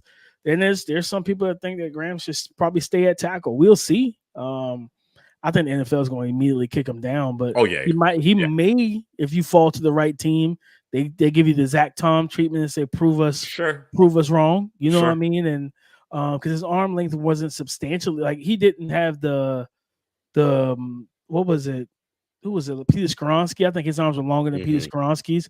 So his arms are long enough to where you could say, I'll give you a shot in camp to see if you could play tackle. But if it's just subpar, we're gonna kick you down inside. If he ends up staying at tackle, cool. You know what I mean? You just get to put a veteran in line. But JPJ is my top guy, man. I love everything about this game. I find it interesting. We're hearing a lot of chatter about, JPJ falling out of the first round, that the league isn't quite as high. And I'm interested to hear your thoughts, what insights you might have along those lines to share. But you see the money that's being doled out to these interior offensive linemen. We talk about it all the time as far as the pass rush is concerned, right? You don't want it in your lap. You don't want the pass rush in your lap. You can step up, you can climb, when guys are trying to bend that edge, you know what I mean? Generally speaking, assuming you have that interior pocket formed pretty well. So to me, it behooves teams to we prioritize the offensive line over here, right? It's the most important position group. It behooves me if the guy is good, and considering the dollar amounts and the average salaries along interior offensive linemen on the open market, go get your guy early. You understand what I'm saying? I don't necessarily, subscribe to this devaluation because it's not a tackle. Then, maybe we'll wait till day two. No. If he's graded that high, you know what I'm saying? He's among the best 32. You got a need there. Just go get him. So where do you come out on that? No, I'm with you. Like I'm not like just draft good players, man. Like it's easy to say, because I have this battle with like right tackle. Like, and it's crazy because now everybody's on the Talise Fuaga train. But I remember months ago I was talking about Talise Fuaga, and people were like, "Oh, well, he can't play left tackle, so I probably wouldn't take him top 15."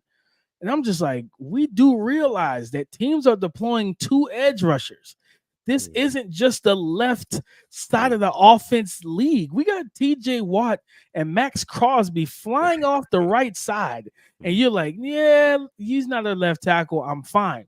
No, you need a guy that you can feel comfortable putting over there. You know what I mean? So, like, value these guys. Because like you said, Juice, you do not want that Aaron Donald in your face, that Chris Jones literally ended the Super Bowl for the San Francisco 49ers, right? Yeah, he did. Like, you don't want Jeffrey Simmons screaming down on in the face of your quarterback, for one, not just from a being able to get the sack, but the throwing lanes. They're in their face. They're right in their peer view. Like, so it's just insane to me. I will always commend the Indianapolis Colts for bucking the trend and saying, we could have drafted Saquon. We could have. No, they went Quentin Nelson. Yeah. All right. They went Quentin freaking Nelson, top 5. You told me, what type of cojones that takes to do that, to draft a guard top 5 and to feel secure in yourself. Let's get back to valuing like good players. Like if he is a first round grade, I don't care if he's playing center or guard. You're getting drafted in the first round. Because it doesn't matter to have tackles when teams are running so many twists and stunts in the NFL anyway. So if they're running all these different D-line games, if you're in center and guard exchange is the weak point of your offensive line, you're going to struggle. Like, it's just a point. It's just a fact, man. Like, so, yeah, JPJ for me, like, absolutely. Him and Graham Barton are the two guys I think will go round one. Like I said, Graham, it just depends on where he goes, if he plays tackle or guard. But, yeah, like, just and I don't even know where it began. Media maybe, but like the devaluation of positions, where it's like at this point it feels like if you're not a quarterback, a receiver, or a tackle, corner maybe, corner as well, you don't belong in the first round. You know what I'm saying? Like, maybe we should just shrink the first round to 15 picks. Like, because at this point, nobody else should be going first round. It's insane to think about. So speaking of how guys are stacking up and where we're drafting players and position value, the Olu Fashanu, his I don't want to say diminishing star, right? But I think largely there's been a delineation between he and Joe Alt. Now we're hearing Fuaga perhaps going higher than Fashanu. What do you think about that? What do you think the issue is? Do you think it's legitimate as far as that fall is concerned? Not a meteoric fall by any stretch of the imagination, but we're talking about the best tackle a season ago, right? And now maybe the fourth guy off the board. What do you think? I think we're getting cute. Okay. I think it's just we're at that point. We're getting cute. We're trying to make a splash statement. I've seen the tweets, and I try not to be an a-hole on social. Because I be wanting to quote tweet people like, show me exactly. I watch all these guys. So show me where Fuaga is better than Olu. You know what I mean? Because what you concerns about Olu, people say, well, because my biggest thing with him was like low hand carriage, wide hands. Now, that is also being taught in college in a lot of different schools where they are taught to have low wide hands, because the O-line coaches are now talking about, well, your hands can be knocked down if your hands are a little too high. It's like, well, coach, because they're teaching them what they call the uppercut, bringing your hands up. It's like, that sounds good in theory until you got a fast-handed puncher right across from you. And that guy that can jab you real quick, get their hands into that chest plate, and now your hands are coming up, his hand is going straight. So it's like, all right, but then when you watch the strain, the hand strength, the full body strength of Olu, the quick get off at the line of scrimmage, like, yes, did JT get into his chest and drive him back a couple times versus Ohio State? Absolutely. Did he pitch a shutout against JT last year? Yes, he did. You know what I mean? He had a gauntlet. JT, Michigan, like he had a whole gauntlet last year where he was shutting guys out week after week. And the only reason why he went back to school is because his parents believe in education. So, you know what I mean? Like, that's why he went back. It's not because his stock wasn't high enough. Like, as much as I love Fuaga, the footwork is vastly different. The foot speed is vastly different. Guys that can get to the top of the apex of the rush, it's going to look vastly different from when Olu do it compared to when Fuaga does it. And my biggest thing with Fuaga, he doesn't always bring his feet to the party. Whereas there's a lot of upper body stuff for him, where when you talk about wide nine in him, I always talk about this. Wide nine rushers, you want to, that goal is to pull that tackle away from that guard. Let's get you on the island, big fella. You don't got that bumper inside. I don't know how you handle business. When I look at Olu, I have no problem with Olu on without a bumper. This man passes off twists and stunts well. He's intelligent. I remember listening to him at the combine, and he said, somebody asked him a question about how different it was handling Chop and Adisa Isaac. He said, Chop taught me about dealing with those bendy, explosive speed rushers that I'm going to see in the NFL. He said his first step quickness is insane, and I got to be on top of my game and get to the top of my drop and get to my set point before he gets there. He's like, because once he gets off the ball, if you're not out, you're beat. And he said Adisa has so many different things in his bag. He said Adisa taught me to be ready for any type of counter. So it's like just listening to him talk, I said, okay, this young man's going to be fine because he's understanding the game and how to handle stuff. So when I see people drop him down, like, oh, he's going to drop down to 14 to the Saints, I mean, that's a great landing spot. The Saints have needed both tackles. Mhm. You know what I mean? Like they have a needed left and right with the whole Ryan Ramchick knee thing. But I just feel like we're getting very cute when it comes down to Olu right now. And again, I'm not even seeing reps thrown on Twitter or No, X that about why people that's have that's problems what we're with. trying to figure out. That's Show me the why film. we asked the You know? question: is it legitimate? Because Mm. we're not seeing it, and I can certainly understand, with the way Alt played pole to pole this year, right? Why there's clearly a conversation in terms of and he separated himself in the eyes. It took us a long time to come off of Olu as the unequivocally the top tackle in this. We can certainly understand why Alt would be the first tackle off the board, but And people, this people, I'm not even cut you off. People don't even with Alt. There's problems. sure. Alt is top heavy. Alt is a forward leaner. You know what I mean? Like Alt, he also, and I was remember talking to somebody about this. It was like when I studied Alt, and there was an O-line guy. He was like, Alt doesn't have for a 6'9", 300 plus pounder. He's not the most physically dominant individual on the field. Like his physical strength, because I've heard so many people talk about JT in the reps versus Olu, but JT had reps like that against Alt. Ruka Rororo from Clemson had reps like that against Alt. Michael Hall, because again with that forward lean, you open yourself up to quick counters, long arm overs, push pull techniques, different stuff like that. When guys like, cause Alt's really good with his hands, that's why his hands are up.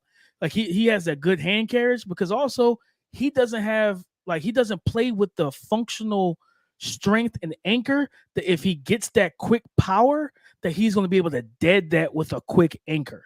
And also when Alt starts to, his feet are good initially, but if you're a rusher that has multiple counters and you get him to stop his feet, you can beat Alt, because then it's harder for him to pick those things back up and get back active. So it's so much, like, it's just insane to me. Like he has the floor, right? Where it's like, okay, Sure. you feel really good about Alt Yep. because of his floor. Yep. And it's like, well, I feel great about Olu because of his ceiling. But I'm like, truthfully, they have the exact same grade for me. They have the exact same grade. And I'll tell you what I was told, that Marius Mims honestly has some cleaner reps in pass pro for a guy that's less experienced than even the Joe Alt. You know what I mean? In terms of punch timing, using his length, being so strong and powerful, quickness, getting vertical. He can vertical set you. He can diagonal set you. He can quick and jump set you. Different stuff like that. Where even with Alt, I see Alt is more of a, he's going to be more of a short set guy than a true vertical, because he is so long with the reach, and 35s on the arm. He's 6'9".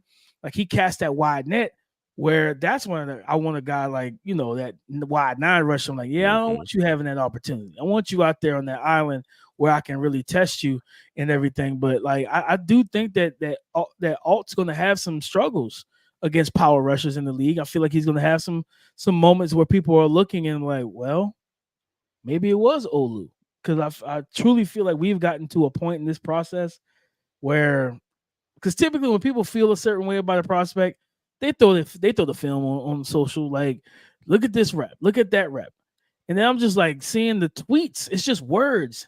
And I'm like, all right, it feels like echo chamber now. Like nobody's like, show me your work, brother. Like if you really feel like Olu is like diminished, show me where. And I don't see it on tape. He still has a high first round grade from him. They had the exact same grade. Hadley, you still got him at 1A, 1B? Yeah, I said it early on. They were like 1A, 1B. I thought Olu had a better 2022 season, and Joe Alt had a better 2023 season. I like Alt more in the run game, but Olu pass sets, how he moves, those hands. Once Olu gets those hands on you, it's pretty much a wrap, man. And I went back because everyone kept on talking about the tape against it was Michigan and also Ohio State. I thought he played really well against Michigan, and Ohio State, I thought it was only like 2 reps. It was only like 2 reps that JT got him on. And I think with Olu, sometimes he looks inside. Sometimes and it kind of throws him off instead of staying up, having his eyes. I think it's his eyes, Olu's eyes. But once he's there and he's lined up, it's hard to get around him. It's hard to go through Olu. So I got him right there, 1A, 1B. I graded him out too. I think Alt was like 0.1 higher than Olu. So it's very similar grades with those two guys. The fall of Olu, that doesn't make much sense to me either, man. And he should be a top 10 guy, man. Because last season he was higher than Paris Johnson, who's the first tackle off the board. So just 2 reps can't drop your stock that much, man. I don't see it. Listen, we talk about it every year in terms of players who have been the top of their position, maybe for the past 2 years at that particular position, and people are just looking for. I'm just looking to take you down. I'm just looking to nitpick you. I'm looking to, and they have 1 or 2 bad reps or a bad game, and it's like the sky is falling, right? Mm-hmm. So I think that's a part of it. Plus, it was against one of the premier. Those 2 reps were one of the premier edge rushers for next year's draft. That's coming out. So I think they were just looking for something to kind of bring them down, man. It happened to Will Anderson last year. I mean, we could do this every year with every player. It happens every year. Every year, man. Prospect fatigue, man. When you're at the top of the mountain, like Drew said, they're looking for something. They're looking for your shoe to be untied. They're looking for something to pull you down and be like, you're not my top guy anymore. And it's just like it just becomes redundant and lazy because, like, again, if you can show me some stuff that said, listen, I don't see it. All right, cool. Right. Show me what you don't see. Like, let's talk about the reps. And nobody's talking about the reps. It's just like words. A lot of conjecture. A lot of conjecture on that particular topic. Let's do a little break the tie here among the tackles or guards, depending on how you see it. Let's start with Fuaga and Faatanu. We are very high on Faatanu on this side. It seemed like the media started to kind of catch up. You understand what I'm saying? And there's this thought process, and people that I really respect in the industry view him more as a guard. We've been kind of steadfast in terms of the tackle position. I think he could play guard, but we believe he's just fine at tackle. What are your thoughts on these 2 prospects, and would you move either of these 2 inside? I would move them inside if I already have two tackles. Sure. Like if I need a tackle, I'm getting either one of these guys, man. I think both of them are physical, aggressive, strong. Faatanu has the best snatch trap maneuver in the game. Whereas that's what I'm talking about. You want a bull rush, when you get your hands fitted, like, all right, cool. Now you kind of play, it's like cat and mouse game, and he knows how to do that well. And he's a really good athlete. And it's crazy because I've kind of compared him to Rashawn Slater a little bit, where being that athlete and not being 6'5", 6'6", being 6'3", 6'4", but the movement skills, the nimble feet, the ability to mirror rushers and different things of that nature. And then he has 34-inch arms. There's no reason to play him inside unless you already have tackle help. If you don't have tackle help and you need a tackle, you leave him at tackle. There's nothing on tape. Now, what I will say is I want to see him just improve latching, because he's, like, I called him a repeat puncher, where his hands are just so active. He doesn't always latch and just dead the rep. You know what I'm saying? Like, because once you beat a guy to the spot and now you're punching, once your hands land, latch, and you're strong enough to then drop the anchor and stonewall them. You know what I mean? So I wanted to see him consistently do that, and then, of course, drop his anchor a little quicker in those situations.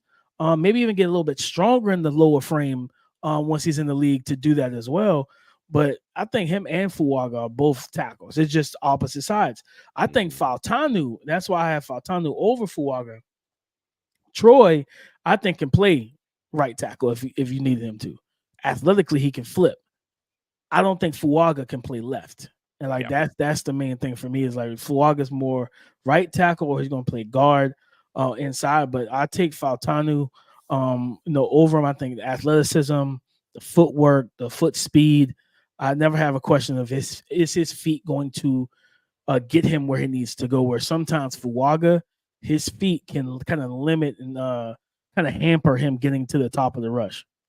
I worry a little bit with respect to Fuaga, as you mentioned, with the wide 9 and that outside hand. That the outside hand is always so been aggressive. my concern, because he's so aggressive, right? He gets himself in a little trouble. You know what I'm saying? If a guy has a good plan to counter, I thought Adisa Isaac had some really good reps against him in Mobile. You know, kind of Yeah, exposed some 100%. things, in my opinion. Hedley, you going to join us on the dark side? You going to join us on the dark side, or you still got Fuaga over Fautanu? Like I said, they're right by each other, offensive tackle 3 and 4. But you know how I looked at it. You know, I like what DP said about, you know, if you flip them, you know, Fautanu could play on the right, Fuaga won't be able to play on the left. I guess I look at it a different way. Is if we're saying that we have to slide these guys inside, I think Fuaga would be the better guard than Fautanu. So that's why I kind of had Fuaga a little higher than Fautanu if you're going to slide them inside. But Fautanu has the best hands in the class. Hands and feet, man, it just mirrors really well.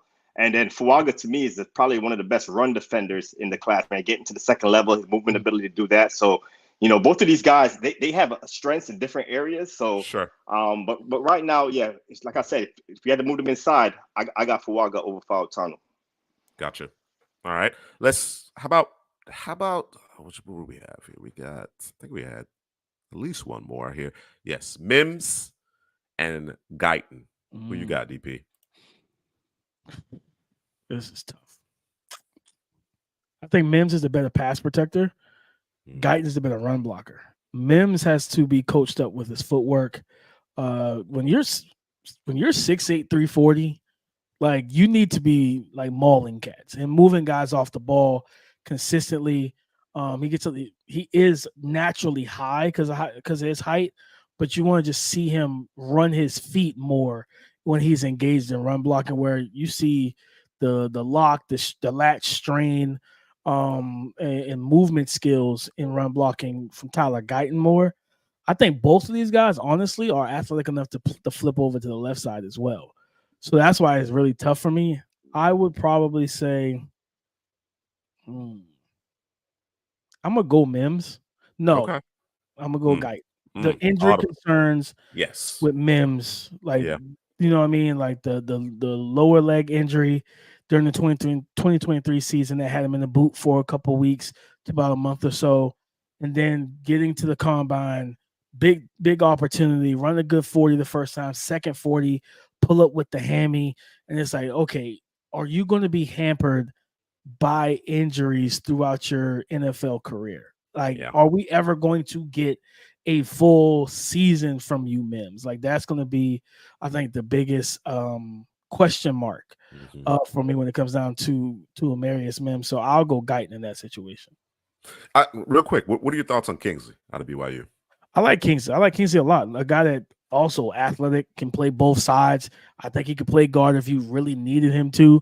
But you know what I mean? I think for him, his hand technique needs some work. I think that's where the technical refinement part for him is going to be key. But because he can kind of lunge at times, get a little over his skis, trying to be too aggressive, open himself up to being cleared, counter punches, double hand swipes, guys be able to knock the hand down, clear the outside shoulder and stuff. Getting that tempo and patience down when he's in his sets, I think it'll be a big thing for him, and just be able to be better with his hand striking and his placement. I think once he starts doing that, I think he's going to be a long-term starter in the league. Let me get Mr. C. Prasty's question in here. He just wrote a name here, so we'll get your thoughts on Roger Rosengarten, DP. Oh, I like Rosengarten. I gave him a high third-round grade at right tackle. He played some left at the Senior Bowl. He was not a fish out of water by any means. No. Showed good athleticism. I think you could want him to just get a little bit stronger, a little bit more functional strength in the NFL weight program, especially as a run blocker. But talking about a guy that can, quick move, set, vertical set, diagonal, like he's good in pass pro. He is good. Because it's a national championship, man. It was a national championship that put a bad take. But I love the way he responded. I love the way he responded in Mobile. Right. Loved it. And it wasn't like a bad game either. It was a few reps where he got caught. But then again, like you said, he responded properly. He responded well. And I just think this is a polished guy in pass protection for the most part. You think about Charles Cross, Abraham Lucas, those guys who are so used to dropping back in pass protection that's just what they do naturally. And I think Rosengarten gives that. Somebody is going to get a legit, probably day one starting right tackle when they select Roger Rosengarten on day two, man, because I feel like at times he's a forgotten man in this tackle class.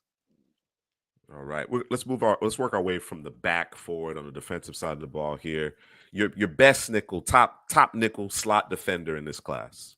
Mike Sainristil from Michigan. Mm-hmm. You know what I mean? The former wide receiver, ball skills, athleticism, coverage ability, can play zone, can bait your quarterback by dropping off in the zone, but also he's a blitzer, he's a run defender, he could be sticky in man coverage.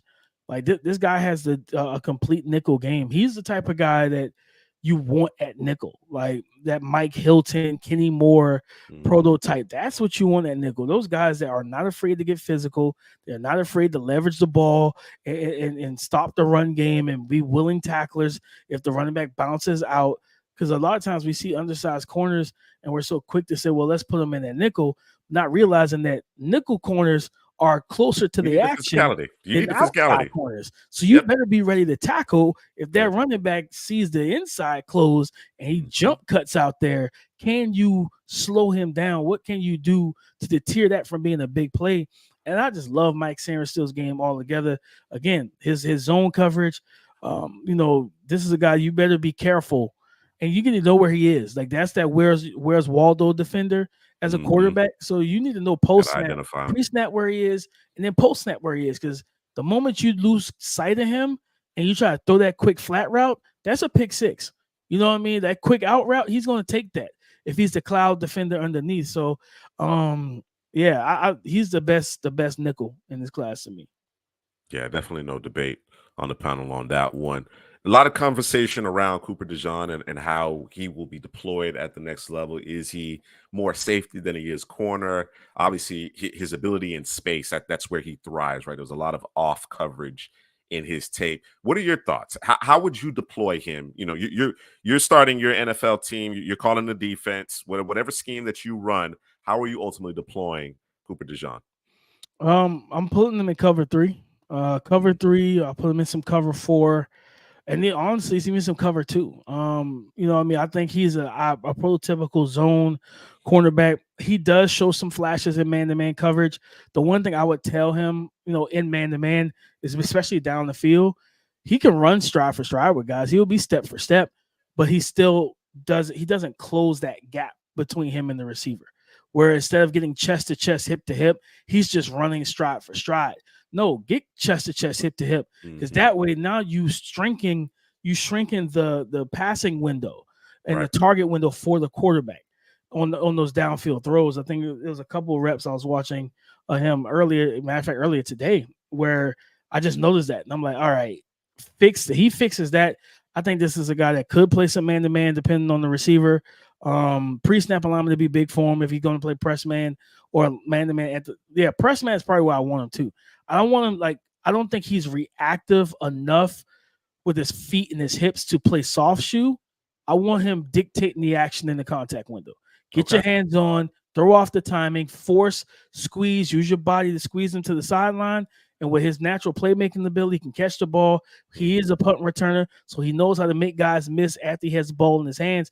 But I want him typically in cover 3, somewhere where his eyes are panned forward, reading the route action in front of him, quickly triggering downhill. He's a willing tackler. He's tough. He's physical. That's what I would do for him. I know a lot of people talk about safety, and I get it. Like, 'cause you could do a lot of different things with him as a safety. You can play him as a nickel. You can blitz him. He's a run defender. I just think, man, put him as a cover 3 corner, take away deep thirds, slice that out the way, stuff like that. You just allow him to play and be a natural playmaker that way. I want to talk about a couple more corners. Two questions, actually. One will be a break the tie, but before we get there, day three. Who's your top graded day 3 corner? Who comes to mind?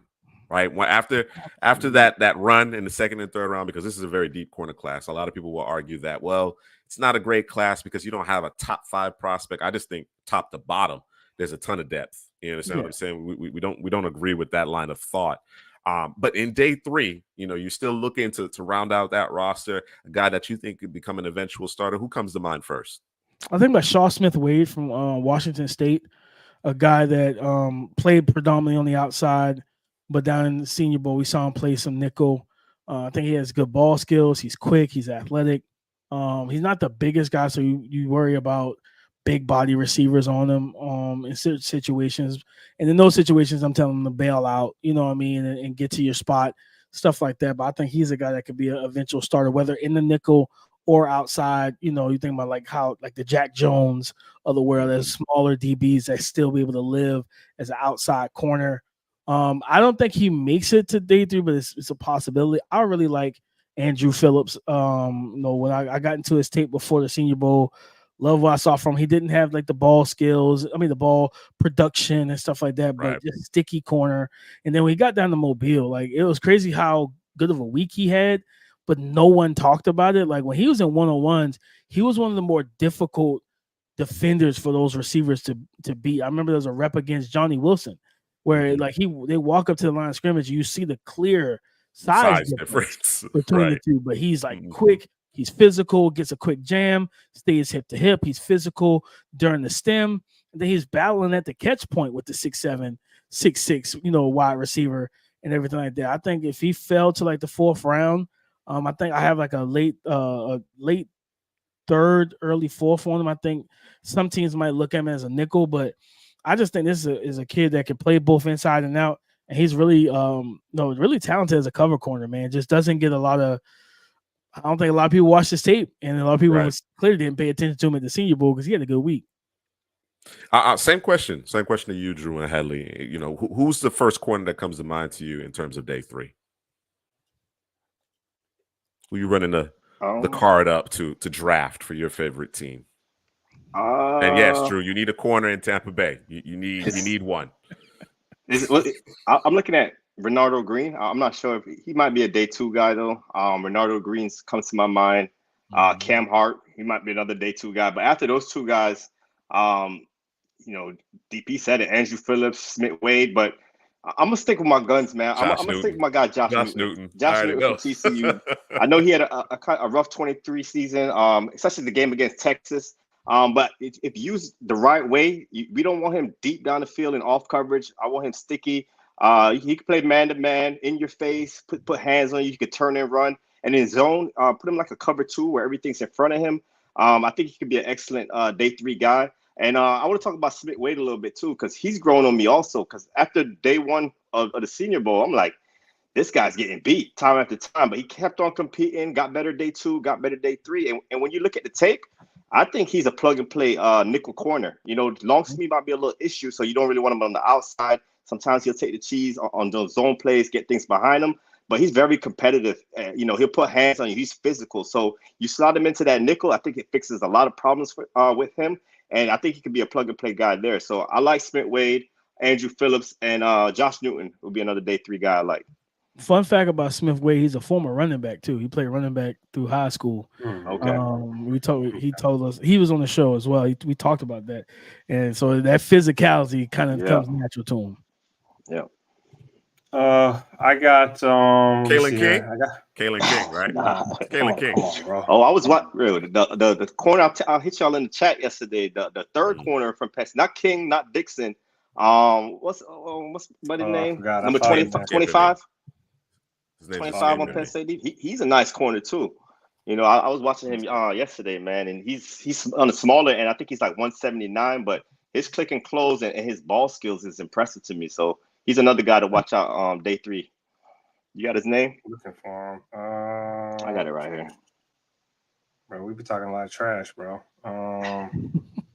Is it Dual Carter? Daquan Hardy. Daquan Hardy. Oh, Daquan Hardy. Yeah, 25. Yeah. So I got Sean Smith Sean Smith Wade. I can't even talk. Kyrie Jackson from Oregon. I like the size. I like his physicality. I like him in a cover 3 scheme. I think he could do a little bit similar in terms of what DP was talking about with Cooper DeJean, playing him in some man coverage, let him get physical at the line and kind of controlling the receiver, rerouting him, kind of controlling it there from that short to intermediate. And then I got Jarvis Brownlee Jr. I like him going against the big body receivers, tight ends. Cool. I think he would fare well against those guys, getting his hands on those guys. Yeah, not unlike the receiver position. Of course, we know how impressive this class is just based on our film study. I feel similarly about the cornerback position. I want somebody Give me somebody. Give me an Elijah Jones. Give me a Mhm. Cam Hart. You understand what I'm saying? You know, even when you get into day 3 and later in the draft, I'll take an MJ Devonshire. Because these guys can help you in special teams, you know, your sub packages. There's just a lot of players that I think are good football players. They may have their warts, they may have their limitations, but good players. And of course, you need as many of those secondary players, corners, as you can possibly get in this passing league. DP, break the tie. Quinyon Mitchell or Terrion Arnold? Quinyon. I love 4-3. Terrion. I love Terrion. But Quinon's my guy, man. Like the ceiling is still really high with this kid. Like, Yeah. you know, playing predominantly cover 4 at Toledo, the athleticism, the ball skills, the trigger, the click and close, you know, and it's, you know, talking to him and interviewing him and, you know, talking about like, man, going down to the Senior Bowl is a big week for him to then basically test himself in press man alignment, right? Trying to figure, it was a lot of figuring out what you can do, what you can't do, and stuff like that. Cause I think it was a rep against, I think it was against Javon Baker at practice where he shot the inside hand, locked his hip, got a double hand swiped and got beat on the slant. And I literally, that was the first thing I brought up to him. Like when we were talking about coverage, I was like, you know, I saw that. He was like, no, yeah, I know. He's like, I'm just testing myself, just figuring out what techniques I can and can't use and stuff. I said, yeah, you don't do that again. I said, because you lock your hip, you know, and he's such an intelligent kid, you know, and the ball skills are there. Where when I look at, you know, Arnold, I love Arnold, fluid hips, change of directions, good. You know, a guy that can sink and drive, and he's super competitive, physical tackler. I think he's a more physical tackler than I think Quinyon is, even though he's a smaller guy. But I think that athleticism and the foot speed to be able to carry routes vertical, if you are in tight man-to-man alignment, right, to be able to carry guys vertical, but also like we saw at the Senior Bowl. Remember, I think it was a post route, versus Brendan Rice. Bo Nix to the deep ball and to play trail and then go up and take the ball away. You know what I mean? Like that's special stuff because we know if a quarterback see a receiver with a step or two on a vertical route or a deep route, they're gonna uncork that thing. And if it's a little underthrown, can you make a play on it and make them pay for it? And those type of plays is what turns quarterbacks to look at you and say, I'm not going to test you as much going forward. So he's that type of guy where I think his ceiling is still very high, and we haven't even seen the full potential of this young man. You know, it's interesting that you made mention of the fact that he was working through things at the Senior Bowl. Obviously, you're going there, and it's part of the pre-draft process. You want to demonstrate that you belong. Of course, you go from Group of 5. You're playing more Power 5 opponents. And I had an interaction with someone on the channel, and they were talking about the one-on-ones and such was getting beat, and what's the hype with Quinyon, and I responded and I said, well, you know, you have to take the one-on-ones with a grain of salt, right? We want to see what's happening from rep to rep, the corrections is being, and you also have to consider that guys are working through things, they're trying different things, and for us, he answered those questions in terms of the press alignment and challenging receivers at the line of scrimmage because we just didn't see it. They were playing all that quarters coverage at Toledo, right? And we were wondering, well, are they protecting? I actually asked him in Mobile, was like, what was the reason? Help me understand why, because I'm seeing you in these one-on-ones do your thing, right? Why were there so much off coverage? Why was it so soft and so much quarters coverage? And he indicated, you know, just defensively that's we had a certain level of freedom, and I want to be able to have my eyes on so I can make plays on the football, right? That was his response. And I said, okay, go to Mobile, you see him flash it, work on things. As you mentioned, very intelligent, making those corrections from rep to rep, practice to practice.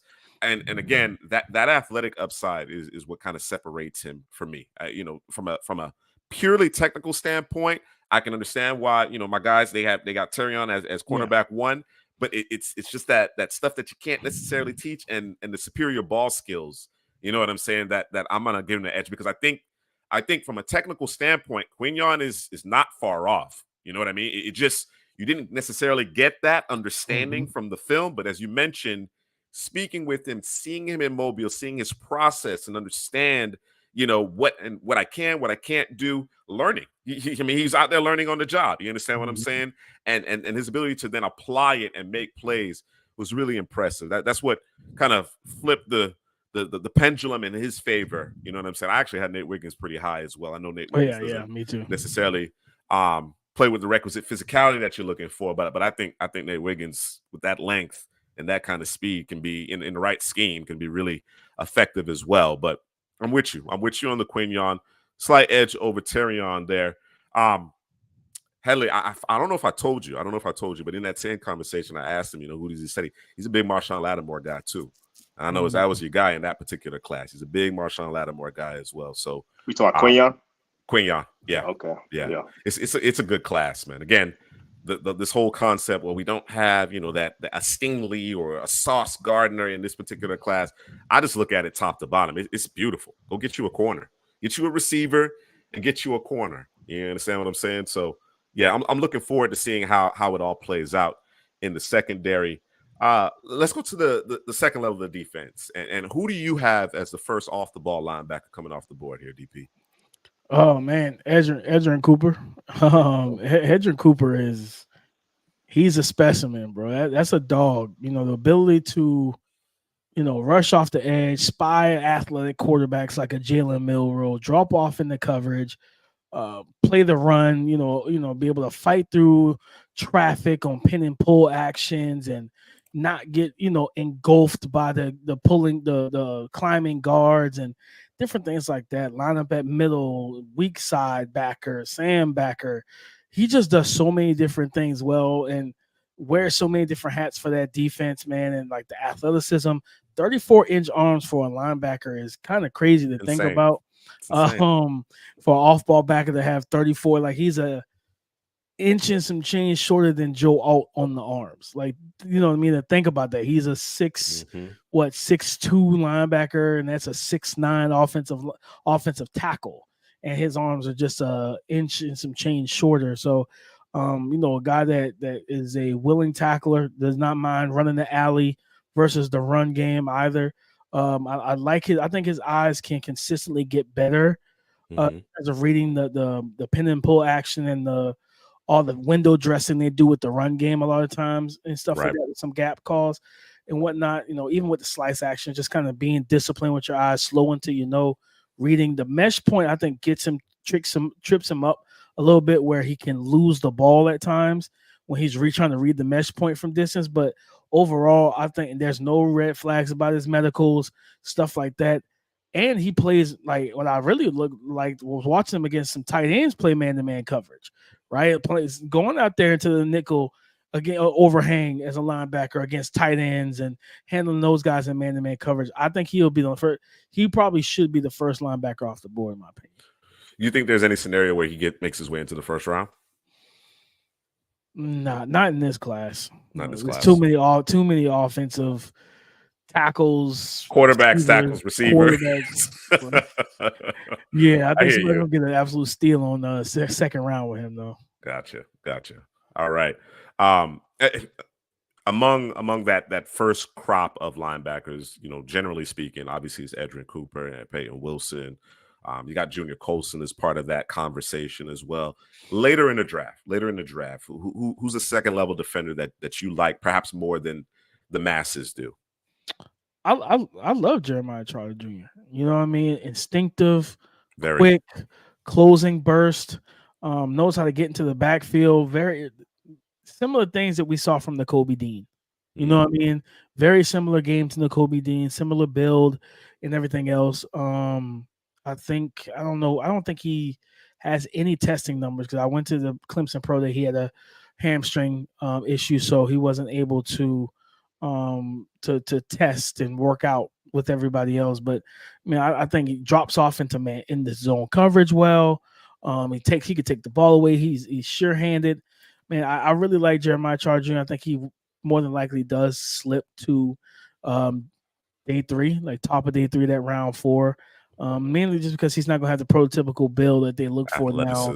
Being 6'2", 6'2", at least 230, 235, where he's more of that 220, to 225 range. Mhm. And he's more close to like 6 foot, you know what I mean, and stuff like that. But yeah, I like him. I like Tommy Eichenberg. The athleticism is where you're gonna have the biggest concerns. You know what I mean? Is he going to be a true inside backer like he can be? You know what I mean? Make the calls, make the checks, stuff like that. He's really good against the run, downhill player, high instinct, high IQ football player. But again, it's going to be the sideline to sideline speed.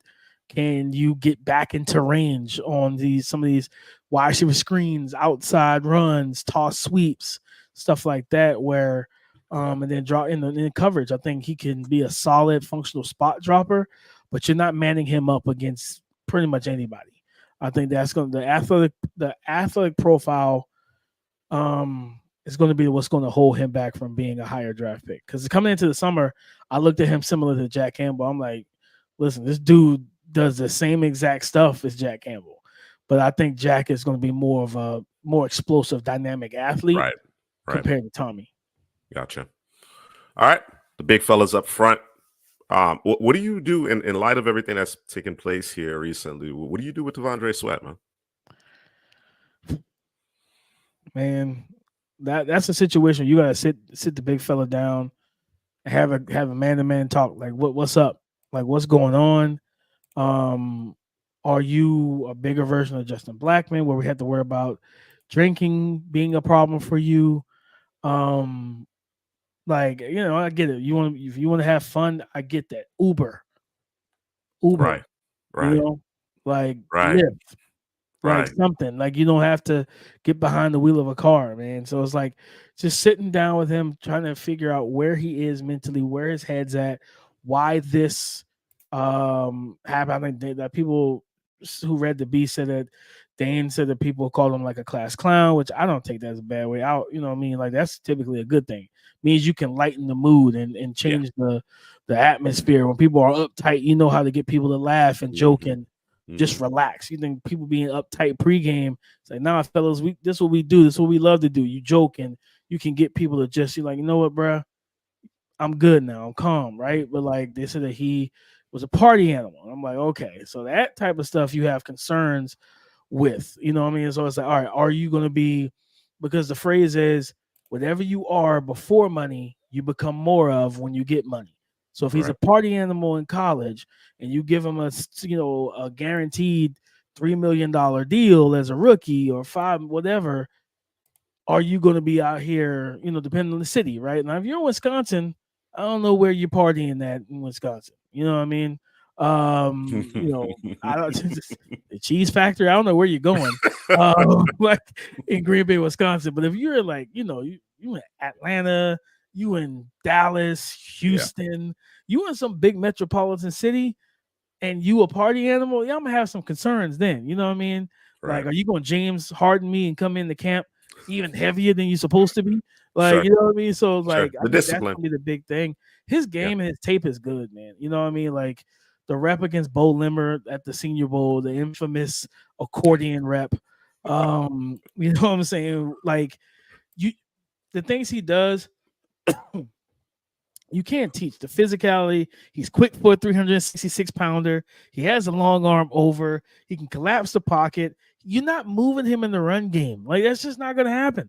Double team. Like I watched this man literally take one hand each and just part the Red Sea at the Senior Bowl in a double team rep. Like you don't see interior defensive linemen taking one shoulder pad each and just separating the two offensive linemen. Like no, like that's just what that screen that still shot of Jordan Davis when he was at Georgia, where he's just sitting in the gap because he like parted the Red Sea and the running back's just like, well, that's a wrap. Like, you know what I mean? Like, where am I going now? So it's like that's what you have to figure out with big Devondre Sweat, man. It's just what are we getting with you, big fella? Like, talk to us. Like, are you going to be a man and handle business? Or are you going to come in here and treat us like an extension of college? Because that's where you fall, not just to day 3, you fall to the 5th, 6th, and even 7th round, no matter how talented you are, because character is a big thing in the NFL. I want to stay in what we consider the interior defensive line. I know there are people that wanted to kick our guy. We're going to claim him. We will claim him at Couch Potato General Manager. Brandon Doyless. I'm going to get your thoughts on Doyless. What are your thoughts about him? There seems to be a little bit of a late push in terms of, from a national perspective of how talented he is and obviously the flexibility that he offers up front. What are your impressions of him? Man, Brandon Doyless is good. I was tweeting about him last year because I thought he was going to come out to the draft. You know what I mean? Like, quick, agile, really active hands. He understands how to reduce surface hitting area. Like a guy that can stretch and work across space. He can sell different rush paths. He can rush on the outside. He can rush from the inside. If you're a four-man front, you can play him as a base end if you want on run downs and reduce him to that 3-tech on passing downs. This is a good football player. And for whatever reason, people are now starting to realize that. Right. But this dude can make plays, and he can be an impact player where, you think about teams like, what we've seen, the interior. Again, we talk about interior rush is so important in the NFL nowadays, and just being able to get back there with 4. And this is one of those guys that you just want on your defense. No matter, that's one of those dudes you don't want falling to Philly because it's like, oh, they just got another one. You know what I mean? Like, so now third downs, it's not Jordan Davis and Jalen Carter, it's Brandon Doyless and Jalen Carter on the interior. It's like, good luck blocking that. You know what I mean? And if you can get something out of Nolan Smith, you got Bryce Huff that they just got, through free agency and stuff. So it's like, yeah, man, I think Brandon Doyless he's a good player. I gave him a 2nd round grade, and I wouldn't be shocked if he comes off the board mid-2nd round, because at the end of the day, what he brings, that flexibility, that pass rush upside, like it's necessary and needed in the NFL. Break the tie, DP. Braden Fisk or Michael Hall Jr.? That's funny. We literally just talked about this on the pod earlier this week. I believe it was this week or last week. I prefer Michael Hall. The 33-inch arms, the quickness, the agility, man. He also plays with more power than a 285-pound. The way he looks, the way his build is, right? Like, he looks like a slimmer guy, but he can walk guys back. He can collapse with power. But just a pass rush upside is vastly different between him and Fisk. And watching Fisk, really active guy, strong guy, but the short arms is going to hamper him in the NFL in one-on-one situations, because it did at the Senior Bowl, where when you looked at him, you saw when he couldn't get his hands and his punches off first, and be able to be the early puncher. He struggled to detach from guys. When guys were able to get their hands on him and latch, he's going to keep fighting, but it's just the fact that his arm length doesn't give him the ability to recreate separation, right? Like, you know what I mean? So that's probably the big thing from me with him. I'd rather have Michael Hall, because I know you give me one-on-one with that ideal 3-tech with him, I know he's getting in the backfield. Hadley, I want you to weigh on this one a little bit. We've talked about it as far as Fisk, who from the size perspective, you would expect a little bit more, being able to hold up a little bit better against the run in particular. He wins with that quickness as well, right? That he's an explosive athlete. Where do you have those two stacked up in particular? They're right by each other. But I like Michael Hall Jr. better in the run game. It's the run game for Michael Hall Jr. over Fisk. Fisk is a guy that he has to win quick and early. If he doesn't win early, he could get washed out of the play. Those shorter arms that DP spoke about. Michael Hall, I compare him to like a bowling ball. He kind of just bounces off of guys. He uses his hands. He does anything necessary to bait that penetration. He got that quick twitch from the interior. But Fisk is a guy that you see what he did at the combine with the athleticism. So he has that athletic trait over Michael Hall. But I think it's more peaks and valleys in Fisk's game. I think Michael Hall is more, that double, right in the middle of the field. Consistency, that consistency, man. So yeah, I like Michael Hall Jr. More than Fisk at this point. Yep. All right. Our next break the tie will be Big Johnny Newton and Byron Murphy, DP. I had these guys graded very close too. I have Johnny over Byron. I think John agility, smooth hips. There's reps him standing up as an edge rusher and winning around tackle. You know what I mean? Like, you're talking about the pin and pull game, being able to move around, different things like that. I think His hands are better. He's quicker. In terms of Newton, Murphy with that compact build is so strong at the point of attack, where like he's gonna be. I think he's actually the better run defender in terms of holding up against double teams and different stuff like that. But yeah, I got Newton over him. All right, let's go out to the edge. Verse or Dallas Turner? Verse.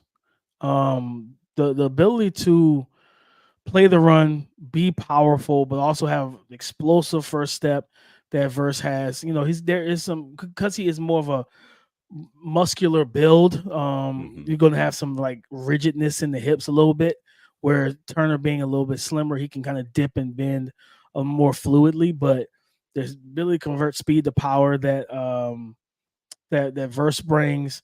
If we've seen him just walk, not even just walk, but put tackles into the dirt. You know what I mean? That bull rush is outstanding, but he sets moves off of the bull rush and off the power move, where he'll show you the bull and go into a dip or a rip, technique and different things like that. I just think he's a more complete player, where he's not the high-end athlete that Turner is, but just overall, I know what I'm getting, especially with dealing with Jared Verse. Gotcha.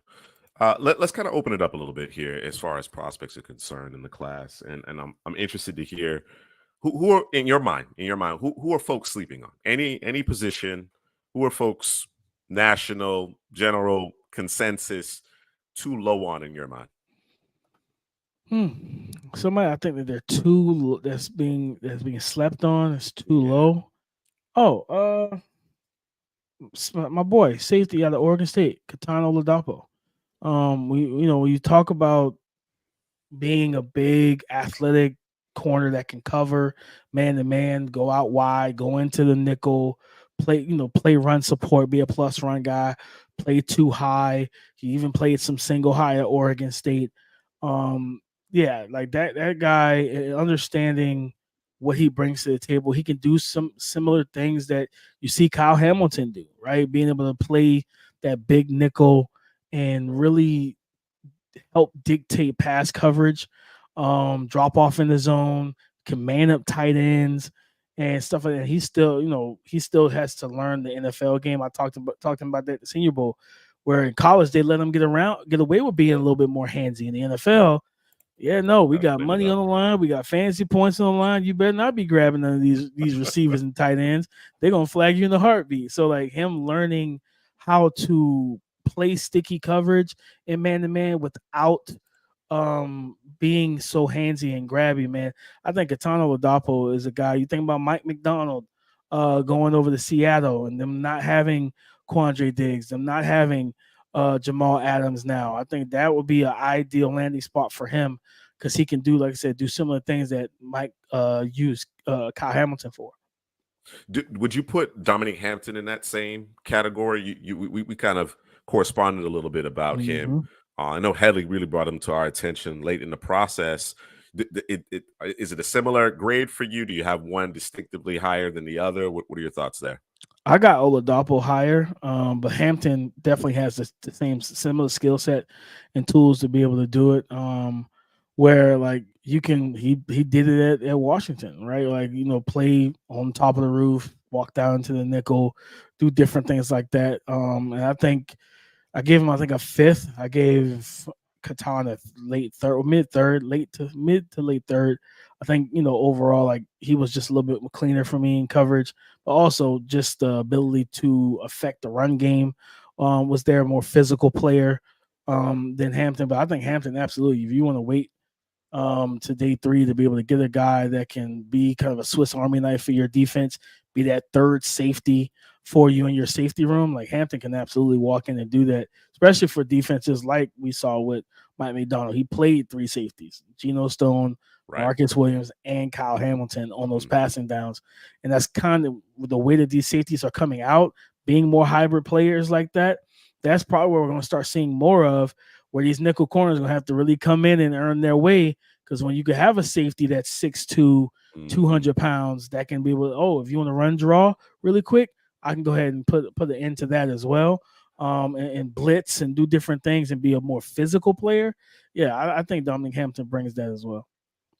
I want to open this next question up for all of you with respect to, in your evaluation throughout the 2024 draft cycle, who's been the biggest riser or among the biggest risers, and who's fallen? Like, you had him, pegged as perhaps day 2, and now, he's barely in day 3, whatever the case may be. Who are the guys who've had the most volatility, whether climbing or falling, in your rankings? Kalen King. Yeah. Kalen King, man. Yeah. Like, once viewed in the summertime as CB1, and I really liked his tape, in 2022. And I really don't even have an answer of what happened. I don't know like what took place, but like just I felt like the confidence wasn't the same, the coverage skills wasn't the same, technique. There was just so many things that just looked different with him in 2023, to where now I think he might be a D3 pick when we actually get to the draft in a week and a half. I think he's probably going to end up being a D3 pick instead of being at worst second round. You know what I mean? Like, everybody had him as a first round pick in the summer, man. I think he's probably been the biggest faller for me. I think riser. I would probably say the biggest riser to me, I would go right up to the top, is Jaden Daniels. Coming off of the season he had in 2022, to being the Heisman, to being one of the most accurate deep ball throwers in college football, if not the most accurate during the season. I don't think he threw an interception on the pass traveling 25 plus yards down the field all season. I think he threw like 25 touchdowns on passes like that with 0 interceptions or some crazy statistic. And just the overall weapon that he proved that he is as a player and as a quarterback. I think to go from Caleb Williams and Drake May being the 2 unquestioned QB1 and QB2 to Jaden Daniels going from probably a 4th round pick to QB2 is such a rise, man. And he is my QB2 right now. This is gonna be a little strange, and it's not sure how to phrase it. But I'm gonna say the name and then see if I can talk myself through it here, right? So, fallers, I think we all gonna jump on the Kalen King bandwagon because that's an enigma in itself. Just not sure. And I say this all the time. I think confidence is, especially at the corner position, I think that's huge. And if you ain't got it, this is what it looks like. That's exactly what it looks like, right? So, in terms of the risers, I'm gonna go Latu, man. I'm gonna go low hanging fruit, because at a certain point during the college football season, that nobody said anything. Nobody was talking about this guy, man. And all of a sudden, we talking about his hands. We talking about his plan that he has every play, and the havoc that he causes, and the versatility that he had at UCLA. And he's just continued to kind of, I think he kind of hit a wall at a certain point, because people were talking about his medicals and not really sure what's going on there. And then he kind of answered those questions. And then he went to the combine. And to me, he was never the most athletic, sparky guy. That's not what I saw on tape. But I think sometimes people get caught up in that. So they see a guy who people are talking about, a little bit of a technician, and they think, oh, all right, well, when he goes to the combine, the numbers are going to just jump off the page. And that's not who he is, right? He's a smart, intelligent football player that can move around if you want to drop him in the coverage and do those things. But he has a plan every play with outstanding hands, man. So I think he's a riser. And then I had DTD, the safety from what team he played for? I forgot already. Texas Tech. Texas Tech. Oh my God, I was drawing a blank. DTD, man. I was late to him. I think that's part of it too for me in terms of him being a riser. But we were always talking about Cameron Kitchens, and we were talking about Tyler Nubin and Jaden Hicks at a certain point. And I said, man, let me go check out DTD, man. And he showed me something in terms of his versatility to play the position. We talked, I've coined it in terms of safety being, or versatility being, the new safety.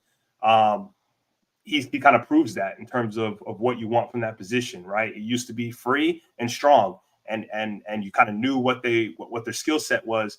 Well, in this day and age, you might need that safety to be the nickel. You might need that safety to play the outside and some off coverage. You might need him to play the deep third. You might need him to play center field. You might need him to come down in the box and hit the robber position. You might need him to come down and play in the box as an extra linebacker, nickelback, dime backer. So, and I think DTD he can give you all of that. So, that's another riser from me. Yeah, my riser probably Darius Robinson from Missouri. Because I had him maybe a third round guy before the Senior Bowl, and then when he showed up to the Senior Bowl, he was lights out there, man. He offers that inside outside versatility. He can rush the passer. That swim move, I think he has one of the top swim moves in the entire class. He could play the run, and he likes to get dirty. In the interviews, he's always talking about, they put me at 4i. Saying I don't need all the stats, man. I could get dirty in this run game and do whatever it is for a team to win. So he's just a dog, man. 60 minutes. It's going to be hard for anybody to keep up with him. So right now I have him as a first round guy. So he's a big riser for me. Another Senior Bowl guy I'm going to go with is Dominic Pooney from Kansas. Because, we talked about Graham Barton earlier, who could play all 5 positions on the offensive line. If you wait a couple of rounds later, Pooney could kind of do the same thing. He could play tackle, he could play guard, he could play center. They're probably going to push him inside at the next level, just like Barton. But that versatility to play all over the line, he does well in the run and the pass game. I like Pooney from Kansas and Darius Robinson from Missouri as risers. Anybody falling for you, Hadley? Man, I don't want to put nobody on the spot, man.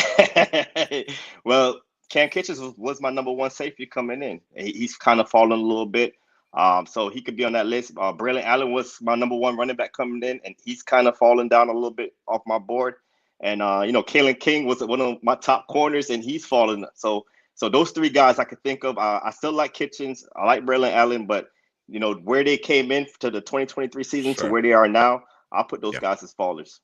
Yeah, I had Kitchens safety 1 coming into the season, man. And I think, end of the day, I think it was disappointing the testing from even him and even Tyler Newman. I think Tyler Newman ran 4.58 or something like that. You know what I mean? Where it just kind of speaks to play speed. When I talk about play speed, a lot of people think it's just oh, how fast they're playing the game. No, it's not just that. It's just the intellect, the IQ, the instincts.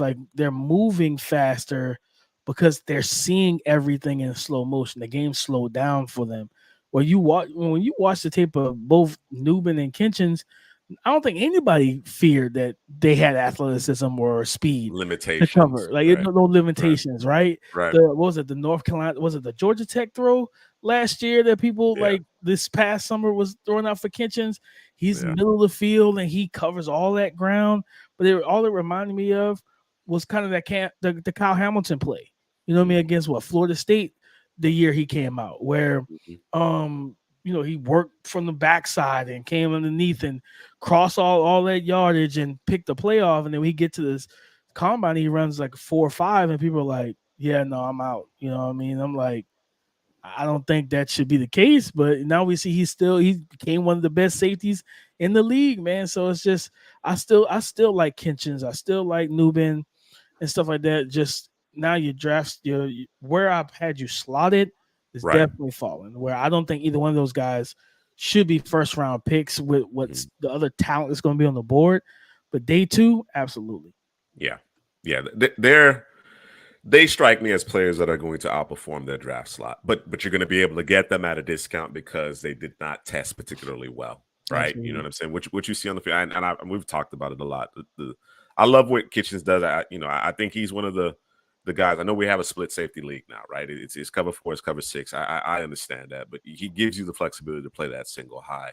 And Newman, obviously, he has some of that in his game as well, but among the safeties, I don't think anybody has better run fits in this class than him, man. Just from the rafters, it doesn't matter. He's in the right gap where he needs to be, making plays at or just beyond the line of scrimmage. So I agree with you. They have certainly slid down the board a little bit, but they're just going to come at a value here because, of course, they're still really good football players. It's just that they didn't check the boxes from an athletic testing perspective.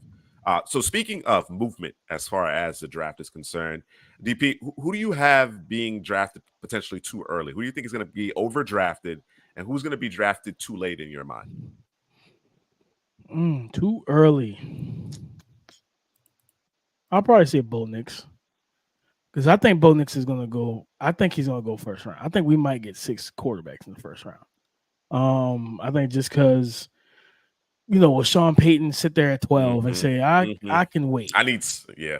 I can wait. Like, you have Jarrett Stidham on your roster right now. Can you wait? That's the question. You know what I mean? Are you really willing to sit and wait? I don't think he will. And I also don't think the Raiders are going to let Michael Penix fall past them, you know what I mean, in round 1. So I think if anybody goes round 1, and I could say it'll be overdrafted, I'll probably say it's Bo Nix. A guy that will be drafted or underdrafted, drafted too late. That's tough because I got a couple different guys I can go with. But I love this kid. Kieran Amagadeji, the tackle from Yale.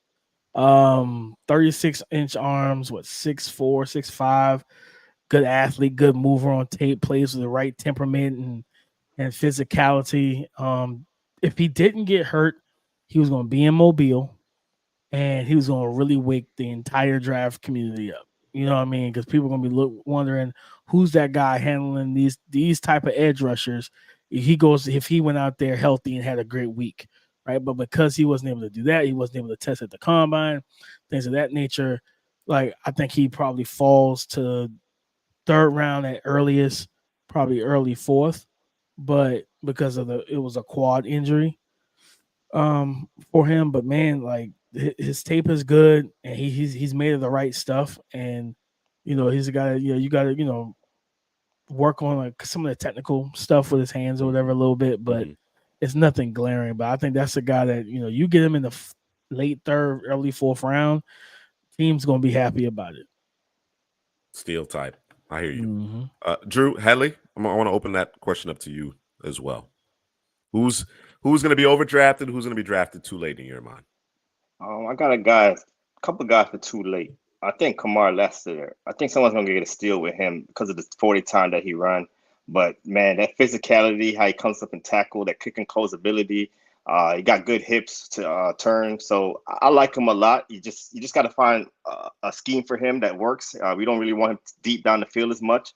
Cover 2. You can put him in the slot also. I think he can beat guys up, slot receivers up. So I think he's a guy that's going to be too late. And Jalen Pope from Washington. I think this guy could be a legitimate number 1 at the next level. I think Roma Dunze was the man over there. So, it was a big shadow over there. But I think he could. I love how he plays the ball, the catch point. He has really strong hands. He runs really good routes. He'll come up. He'll run block also. I think all those guys at Washington could run block. So, I think he's an all-around receiver that could play multiple spots on an NFL offense. Yeah, overdrafted. I'm looking. Oh man. Underdrafted. Let's start with underdrafted. Who I have for underdrafted? Bookie. Ellie took one. I thought about it. Yeah, he did. Jalen? He took Jalen Pope. Yeah, he was one. Pope. Yeah, that's definite. Who did I had somebody else and I lost them because I scrolled up here. I think who might be underdrafted and it's due to his injury. I think it might be Xavier Thomas, Clemson linebacker / edge, whatever. I'm not sure what people are seeing him as, for that burst and strength that he comes off the edge with. But again, he's been injured a lot. And as we know, the best ability is availability, and he doesn't necessarily have that as a good track record. So I think that's one guy, and I'm not gonna get it back, man. I lost who my other guy was. It'll come back. I got one for underdrafted. Michael Wiley. Give me that boy, Michael Wiley, man. What he does in the passing game. You know what I'm saying? Those hands, and of course, he's a little bit upright in terms of his rushing style, but I think in terms of the all-around skill set, he's going to carve out a nice role. Once he lands and coaches, see him and what he does out of the backfield and the pressure he can put on second-level defenders, I think he's going to make a difference. He's going to go late, though. I figure he's going to go late. Didn't have a lot of volume, which could be a good thing, but the injuries obviously played a role, had a factor in that. But he's a player that I'm looking for late to then make a difference once he gets his opportunity. So I want to kind of close our line of questioning. We have a few questions from the audience that I want to get to, but I want to close our line of questioning here with you, DP, regarding, maybe a little bit more philosophical in nature. What's your biggest takeaway from this particular cycle, right? What is it that you've learned or you've kind of said, that's interesting, whether it be, working in the industry or whatever you're comfortable sharing, but what's been your biggest takeaway in this particular draft cycle? I think I mentioned it earlier. It was just kind of thinking outside the box, not being. But to me, Keith talked about it on the pod a while back. But I've fully embraced being the villain, because like we talk about, people don't. This job entails getting on social media, giving our thoughts, different things like that, and a lot of people are backed out. They're terrified of it. The thought of a fan base, finding your tweet and lighting you up, stuff like that. Like I tweeted. It was funny because this probably like 2 weeks ago, I put out a tweet. All I said was Keon Coleman with an accurate quarterback, and I'll use the stock up little emoji, and that's all I said. And then Jordan Travis retweeted it.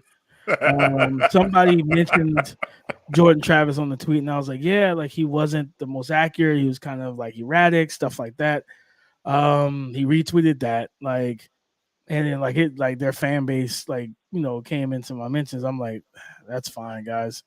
Because like at the end of the day, for me, it's like I'm not trying to dog Jordan. I'm just saying, like, Keon has not had a pinpoint like an actual really accurate quarterback. I'm like, his season looks vastly different if he's catching passes from one of these top QBs. You know what I mean? We look at, no matter how talented Malik Neighbors is, if you flip their situations, we don't look at Malik Neighbors the same because the yak's not going to be there. The numbers are going to look different. Everything's going to look different because of the style of play of the quarterbacks. Jaden Daniels throwing that slot fade to Keon Coleman 15 times are going to result in probably 15 touchdowns during the season, right? He's going to have 1,300 yards. So it's just like not being afraid to speak my mind and everything. Like that's probably one of the biggest things. Just like, and then thinking outside the box, what will it look like? Like, you know what I mean? What will it look like if it goes wrong?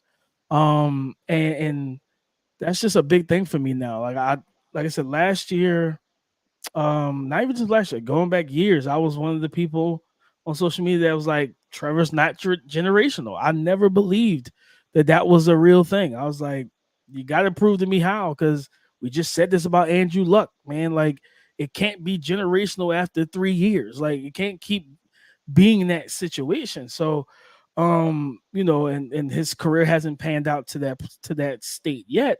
But it was just, I saw things on tape that no one was willing to speak about. And for me, I don't mind talking about those things. My job is to educate the people who follow me and the people who read my reports, so forth and so on. So just being willing to stand 10 toes down on my evaluation is probably one of the biggest things that I've really embraced, even more so this draft cycle, is truly standing on the tape I've watched, but also gaining more information on the tape as well.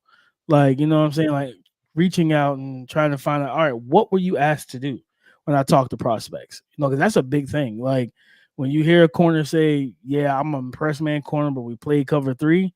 It's like, well, that probably explains why your tape looks the way it looks. You know what I mean? Like different stuff like that. Like, so like one philosophy wise, that's a big thing for me is I look at every prospect and I'm saying, okay, I literally ask myself this question: what's your path to failure, and what does it look like? You know what I mean? Because even when people know I love Marvin, Marvin Harrison is my favorite receiver. He's my number 1 receiver. He's actually my highest graded player in this class. Him and Caleb. And despite that, what would it look like for you to fail? Right? Because it's like, oh, well, if he's not going to win on the outside, he's an absolute terror in the slot. So it's like it's hard to find a path for him to be a bust or for him to fail unless you just put him with another Kyle McCord in the NFL. You know what I mean? You put another bad quarterback, and then it limits it. So I ask myself that question now, like, because I want to paint the full picture for myself to where I don't want to be caught off guard. And that was Sure. stuff that I didn't think about years ago with the JJ Arcega-Whitesides, the Hakeem Butlers of the world. You know what I mean? The those guys, right? Like Right. Jerry Judy's. Like I talk about, like, and I'm not like I think Jerry Judy's still a good player, but when you don't have a quarterback that's going to give you the ball right on time, accurately, like I talked about with Ladd, can you make those plays to the catch point like a CeeDee Lamb did? And I didn't take it so much into account at the time because I was such a heavy emphasis on route running, and the separation that he creates. Yep. You know what I'm saying? So it's like, okay, well, what happens when guys are covering you? Can you still make the play? Right? Lamb makes those plays. Jerry Judy hasn't made those plays at a consistent basis in that fashion. So those are the things that really, like, philosophy wise, just learning. I'm telling you, I look back at every draft and my thoughts on prospects. I'm like, all right, how do I take that and better myself? You know what I mean? Highlighting how important schemes are, especially for running backs. Like I tell people, like, you got to really dig into the film. It's not, oh, he's big and he's fast. It's like, no, what scheme does he fit? Because if he's a zone guy, he goes to a gap scheme, you're not going to get the best out of this young man. You know what I mean? And vice versa. You don't put a gap guy in a zone scheme. Like, you know what I mean? I always said that Saquon Barkley, to me, was always better to be put in the zone scheme because his vision and his run temperament was always better reading outside the in than reading inside to out. He was always a more of a bouncy runner because guys who are better reading and wanting to get to the outside, you have them naturally attack outside first to where they can then eliminate that as an option. Outside wide zone, you put him there, he identifies as a hard edge, cut it up. Like, I can't go out there. But if you tell him run gap, and he's like, well, if you're going to close this, I'm going outside. It's like he creates a habit of just jump cutting outside by, like, even when you're not supposed to, you know. So that's probably the main thing, man. It's just constantly, like I said, evaluating myself and evolving, but also just not caring, blocking out the noise, not caring what people, say. Like, I appreciate praise when people give it to me, you know what I mean? But just understand, like, if somebody disagree, cool. Like, let's talk it out. I want to hear your thoughts. Cause like at the end of the day, iron sharpens iron. And like anybody that has my number that, like, man, I feel like this. Like, I bet I might feel different. I need to go back, check the tape. Let me go back and look, because I respect this person's mind. And if they see it differently, maybe I'm the one tripping. You know what I mean? And I'll tell for anybody who's watching this, make sure you're in the right mood when you're watching film, please. Just make it sounds so minuscule, but I promise you guys, be in the right headspace. Don't come fresh off an argument with your wife. It just made you mad. Don't, you know what I mean? Your boss at work ticked you out. Don't go into watching film, because you're gonna take all that aggression and that anger out on that kid that you studying. You're like, see, you out here T-stepping, you grading them wrong, like all type of stuff. Don't do that, man. Clear your head, get your mind right. Make sure you're in good spirits. I throw music on, beats, whatever. I think it's like lo-fi or whatever on like YouTube. I throw that joint on, just let it play. I get in a real cool mood. Boom, let's watch the tape and I lock in. I'm telling you, I've messed up initial evals, where I had to go back and watch a kid again. Like, how did I mess this up the first time? And I think back to that day, I was like, I was pissed. And I took it out on this kid's report. You know what I mean? So if you're watching film, if you're not in a good mood, you're sad, you're upset, do not do it. Like, turn away, go for a walk, clear your head, stuff like that. But yeah, man, it's all about evolving, and that's a big thing for me. I think that's a huge takeaway, and Headley actually was talking about it, earlier, or maybe a couple weeks ago. He was like, man, we got to stand on our points, man. You know what I'm saying? You can't let the noise creep in and persuade you. Now it's okay to take someone's opinion that may differ from you and do that cross check, right? And confirm something, but don't allow someone else's opinion color your own. You understand what I'm saying? And there's guys that, we were really, really high on, like for instance, Cole Bishop. We love what we saw from Cole Bishop in summer scouting. The 2022 tape was phenomenal. Yeah. The 2023, perhaps maybe not quite as flattering, but wasn't bad. Sion Vaki just showed up and stole some of his thunder. You understand what I'm saying? So he got kind of lost in translation throughout this pre-draft process. Still liked him, but got a little lost. And then, of course, Jim Nagy came out and said, listen, ain't nobody talking about Cole Bishop. And scouts, NFL teams, front offices are saying, he's not getting out of the second round. He tests really well, right? And of course, if you need that kind of that type of player, then certainly it makes sense. So that type of thing, Jacob Cowing was another one. You know what I mean? So I think certainly it's important to keep that at the forefront of your mind, and even for our audience, because we have a lot of listeners, patrons that know the game. Right. And I love our audience because we learn from them as well. As much as we share our opinion, impart certain things on them, give them certain insights, the kind of feedback that we get, obviously, we I need to make sure I take a look at this player. I had not considered that. So based on what DP was saying, you know what I mean? Certainly consider what it looks like if it were to go wrong. What circumstances would it take for things to go wrong? Because we do have a tendency to evaluate these guys in a vacuum. You understand what I'm saying? And best case scenario, and that be the end all be all, but you have to look at that coin on either side. So great stuff there. Great stuff there. Dana had an overdrafted, underdrafted here. She has Fisk and Dylan Labe. I like Labe too. Him and Michael Wilder, those pass catches out of the backfield. Man. Yeah, for sure. Let me get to a few of these questions. I know Mr. Ciprasky had a few here. First one being, how many of this year's class would have been drafted before JSN among the receivers? Quite a few. Heavy counting it out. 4 or 5. Yeah, quite a few. 4 or 5. Yeah. The big three for sure. For sure. Yeah. Definitely. Man. Thomas Jr. Yeah. Yeah. Man, yeah, it's probably about 5. It could probably be 5 or 6. There it is. It's a special class. No doubt about it. We'll stick with Mr. Ciprasky here. Damian, who's your stamp it player in this year's draft? By stamp it, Mr. Ciprasky actually, he coined this phrase for our show in terms of the players that we consider our guys, right? Because there's a lot of argument about who is whose guy. We all like the same player, but who really stamped it first?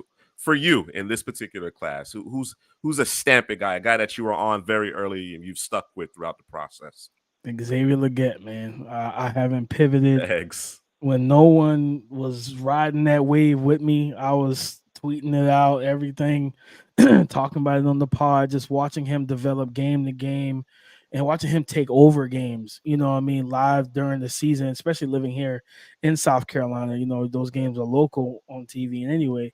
Xavier Legette's been my stamp it guy, and that's been the guy that I've said, if I'm wrong, I'll be wrong. But everything that the tape shows, the character, the work ethic, the athletic, everything is there. And to be behind the 8 ball in development, like he was at South Carolina, dealing with the passing of his parents, COVID, being flipped from receiver to wildcat quarterback, essentially his senior year of high school. Yep. It's so much has been cut off of time from him, to where it's like, just to finally get a real quarterback in there in South Carolina with Spencer Rattler and everything. Yeah, man. Xavier Legette's been my standard player since probably week 1 of the college football season. Mr. Ciprasky had a question about an individual player, Omar Spates. Any thoughts on him? Good run, from what I've seen over his career, good run defender, dense build. Guy's probably 9 times 10 if you're playing him on the field during defense, because he's a special teamer as well. He's going to be a first and second down guy that's going to help you with the run game, play gap control. tackle well, strong guy, but like you worry about the athleticism, movement skills, dropping off in coverage, that third down value Right. type of situation. So he's probably gonna be a day 3 pick. Okay. All right. And Omar, I believe he's a KC fan, if I'm not mistaken. Do you think Leggett should be considered a late first round prospect? I do. I absolutely do. I think, when you look at teams like Buffalo and Kansas City, and that's an ideal spot for him is Tampa. With the Buccaneers, See, you're I've been trying putting to tell him you, in Drew. that room with Mike Evans and Chris Godwin to learn from them. And with Baker Mayfield and the fact that they have a good run game, they will push the ball down the field. And he can kind of be, a combination of both Evans and Godwin, where he can play both of their roles, where Evans was the deep threat, the playmaker at the catch point as well. And we know Chris Godwin being the route runner and power slot, you can throw him into that situation as well and watch him thrive, man. But yeah, I think he absolutely should be viewed as a late one because like the skill set in there, but also the ceiling is still high. Definitely. Lonely B had a question regarding, and I think you answered this one earlier, as far as people sleeping on Blake Corum, right? We're projecting JJ McCarthy because, of course, there's some fungible skills here and some athleticism, and not to necessarily take things away from quarterbacks who have kind of the same linear speed, but there's an athleticism associated with his throwing. I think that's what gets lost in translation when we talk about athleticism. But do you think people are sleeping on Corum? We talked about his feet, the skill set. Do you think, considering the workload and the fact that he's, I wouldn't call him small. I definitely wouldn't call him small, but he's not, 220. You understand what I'm saying? You think people are sleeping on Blake Corum? No, I think people value him pretty appropriately. A lot of people, Okay. I felt like at one point people were trying to force other running backs ahead of him. For a minute it was, I think Headley brought him up earlier, Braylon Allen. People were really on that train trying to put him even ahead of Blake. But I think, just the way the season played out and the way Blake tested at the combine, showing that, hey, I'm not slow. 4.53 is fast enough for my style of play and for the body type I have, that kind of Doug Martin muscle hamster type of build and everything like that. I think he's valued pretty appropriately. You can see him in a lot of mocks and stuff going as high as the second round to the Chargers, to the third round to the Chargers. Like everybody is expecting him to be a Los Angeles Charger with Jim Harbaugh before the draft is over with. Among the first round quarterbacks, who do you think has the highest chance to bust?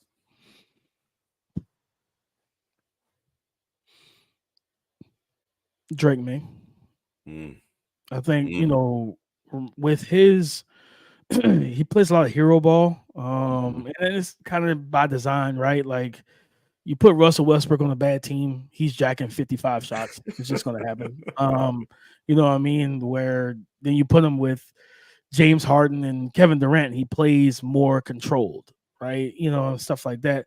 I think with Drake, you put him in an offense that tells him that he doesn't have to be. And I think we did a video on him. I said, I don't want him to always have to be Superman. Sometimes, Clark, don't go into the phone booth. Just grab your briefcase, your glasses, and go to work. You know what I mean? Just be a normal person, punch in, punch out, make the right calls, get the run game going, lean on the run game, take the easy throws. He's got to fix the footwork stuff, because that's why his arm is such a loose hose, because he's just spraying passes at times. You got dirt balls on tape. You got passes flying way too high on out routes. When you have that type of arm talent, those drive throws, outbreakers shouldn't be a problem, but it's because his footwork has always been an issue. Sam Howell, same thing. Mitchell Trubisky, same thing. What do they have in common? They were North Carolina quarterbacks, especially Sam Howell and Drake May. They both were coached by Phil Longo at one point in their career. And his offense has never helped the QB's footwork. It always makes it sporadic because of the air raid, shotgun stuff, things like that. I think that he will be able to fix it, but he has to fix it quickly, because that's a situation that you build that muscle memory up, and that's a bad habit to build. And if you start dealing with pressure in the NFL and you revert back to that, and now you're throwing inaccurate passes in on a more condensed field, those are interceptions. Those are pick sixes. You know what I mean? The throw to the interception Nate Wiggins had, you know what I mean, when he drove from distance on that. Drake, your arm is strong enough that he shouldn't be able to get there. Now, granted, that's a 4.29 athlete that we know now, but still, you would expect that ball to be more on the line and not be so high and drifting. So, like, I think that's a big thing for Drake, was where out of all the quarterbacks in the top, you know, in that top 4, those first round projected guys, he probably has the worst mechanics out of all of them. Gotcha.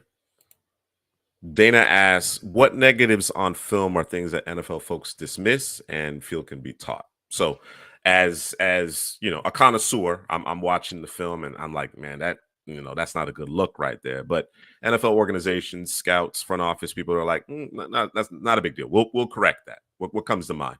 I think now, especially over the last couple of years, accuracy with quarterbacks, the reinvention of throwing mechanics, where back in the day the ball was held all the way up here, guys are throwing, you know, leaning shoulders and stuff like that, where now it's front side closed, load the back foot, even shouldered, you know what I mean, driving through your core.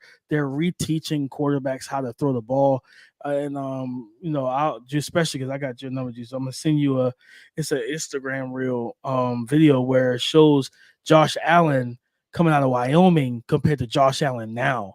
Whereas like his shoulders, instead of being like this, they were like this. Like when he threw, he was a push thrower. 1 foot's off the ground, just like a lot of stress on the shoulder, where now they are taking that stuff off. So guys are developing accuracy more with the right coaching and QB trainers and everything. So accuracy is a big thing. Route running, as much as we put such an emphasis on it, like guys get with the right wide receiver coach in the offseason, go through these cone drills, watch the tape of themselves, having a coach that's going to hold them accountable and say, listen, you're not sinking. You're not sinking and driving out of that. You know what I mean? Same like when they're at practice, we'll tell you to run that 7-yard hitch, drive out of that hitch. Don't stop and wait and let the corner be the receiver and let him drive. So it's different things that they know that they can teach guys. Another thing that that absolutely they feel can be taught, pass rush moves. That they definitely feel like you get, you know, we get you in the lab in the off season. Let's work on your hands, understanding the plan, studying your opponent, watching film, stuff like that. And like Letu talked about, yeah, I know how guys set, you know, on certain downs, and like that meticulous, like maniac type of film session, like to know your opponents. Yes, like when you do that type of stuff, you can absolutely improve those type of things, man. So like route running, accuracy, and processing. You know, processing can improve as well. A lot of times it is reps, and you know, for no matter what position, it's just it's such an oxymoron when we hear the game guys play faster when the game slows down. It's because now they're seeing things. Like when it's not like that, everything's moving at high speed, and they're just like, you're trying to react, but because this guy's moving at 100 miles per hour and that guy on defense moving 100 miles per hour, you're thinking, because you're like, what is happening right now? Like they didn't move like this in college. Then once the game slows down, you start seeing things. You start seeing things before they happen. I remember like players would tell me like, yeah, like game slows down. You're like, all right, I see he's dropping over here. I know what coverage they're running. Like you snap the ball, they run the exact same coverage you thought they were running, and you had the answer for it, right? So stuff like that, man. Processing, route running, accuracy, and just overall like technical stuff. Technical refinement can be improved. You know, I'll never forget D'Angelo Williams out of Carolina, running back, played for out of Memphis, but played for the Panthers, saying that in his rookie year, he just saw colors. There was this blur of colors. And by the time, you know, he got comfortable going into his second year, he could now recognize faces and numbers and so on and so forth. So, it's that processing. And when we typically hear that term associated with football, it's the quarterback, right? What are they seeing? What coverages, so on and so forth, post and pre and post snap. But to your point, it's everybody. Everybody is processing, and how quickly they can process that information and then allow their athleticism to take over is significant. But a great point there, and great insight in terms of the fact that you can improve processing with film study, with reps, with experience. You understand what I'm saying? And we always talk about it. Coaching matters. You got a lot of guys, you got a lot of teams or position coaches who tell you where to go, but not the why. You don't get the science behind it. So, not every, receiver coach or offensive line coach is created the same. That's why you have better play at a given position group in one place versus the other. So, yeah, it all works in concert. It absolutely all works in concert. Fearfully confident, asking about Christian Boyd. Do you think he's a day 3 steal? Do you think he makes it into day 3? I wonder. I do. I think his arm. I remember correctly. I think his arms came in shorter than ideal. But this is a quick-footed. I think he's probably going to play more 3-tech in the league. I think he's solid on rundowns. He gets after it in the passing game. He has some counters and different moves in his bag to be able to win and win quickly. So no, I think he's definitely going to be a guy that. You think like even like Kai Wingos and those kind of undersized, not the biggest interior defensive linemen on day 3 that teams take a flyer on, and then you fast forward 2 years from now, you're like, man, he's a guy who gets 5 to 6 sacks a season with given the snap share. Yeah, I think Christian Boyd can play. All right, and this last one, no, I'm still bitter about Jeremiah Smith going to Ohio State. He should be a Cane. So I'm still bitter about that. Bro, clips, bro? No, I'm not doing it to myself. I'm not doing it to myself. I will. Bro. I gotta set the time, but I'm pretty sure I'm going to be watching that. It's going to be hard not to. It's going to be hard not to. That team is loaded. They're stacked. They are stacked. Team is stacked, man. Now it's just whoever's playing. I don't know who's starting that. That's the problem. What I mean? Instead of going after Cam Ward or DJU or somebody like that, baby. What I mean? Like, that's what they should have done. What I mean? They went and got, don't get me wrong, Quinshawn and, Caleb Downs were big gets. But, if your quarterback is not getting the ball to your receivers, as you saw last year, it will hold you back. So you might want to make sure you got this situation figured out if you're Ryan Day, because this was probably your last hurrah, big fella. You know what I mean? You lose to Michigan for a 4th year and don't do anything in the postseason. You're going. It's going to be that Jamal Adams meme where the key code is going to be changed, and you're not going to be allowed in those doors the next day. So you just better get prepared. So now I'm definitely tuning in, man, because that team is talent wise, they're stacked from top to bottom, man. Absolutely. Got to figure out the quarterback. Is crazy. Too deep is crazy. One more for the road here. Mrs. Prasky asks, "Who is your way too early player to watch for 2025?" Bryson Nesbitt, the tight end out of North Carolina. Guy, wide receiver, kind of ball skills, athleticism, catch radius, and everything like that. I really am excited to see what happens with him. I think he'll be the prominent feature player in that offense. And then one more guy in the ACC, transfer to Duke, Malik Murphy, quarterback out of Texas. Watch him very closely. I want to see him. Really now he knows he's going to be the starter. And he doesn't worry about Quinn or Arch Manning or anything. So I'm looking forward to seeing him and Donovan, the Houston quarterback. I think it's Donovan Smith, maybe. I can't remember. I think it's Donovan Smith, if I'm not mistaken. Like that's talk about a sleeper, like at the quarterback position that nobody's really talking about. I've talked about him during the 2023 season. I think he's got a real shot to open some eyes with a strong 2024. All right. That's going to do it for this evening's live stream. I want to thank Damian Parson of the Locked On NFL Draft podcast, co-host, for joining with us. It's been a great conversation. We love the insight. We always enjoy having you on. Follow him. Be sure to follow him on the X. Subscribe to the Locked On NFL Draft podcast on YouTube, wherever you get your podcasts. it's every day. It's 5 days a week, baby. You know what I'm saying? Yeah. Like I know you guys like our faces, you know, Tuesday and Friday, but every day DP is giving you those nuggets, that insight. So be sure to lock on with him. Again, I want to thank you, Damian, for joining us this evening. Headley, Drew, great work as always. And we will see you guys next Tuesday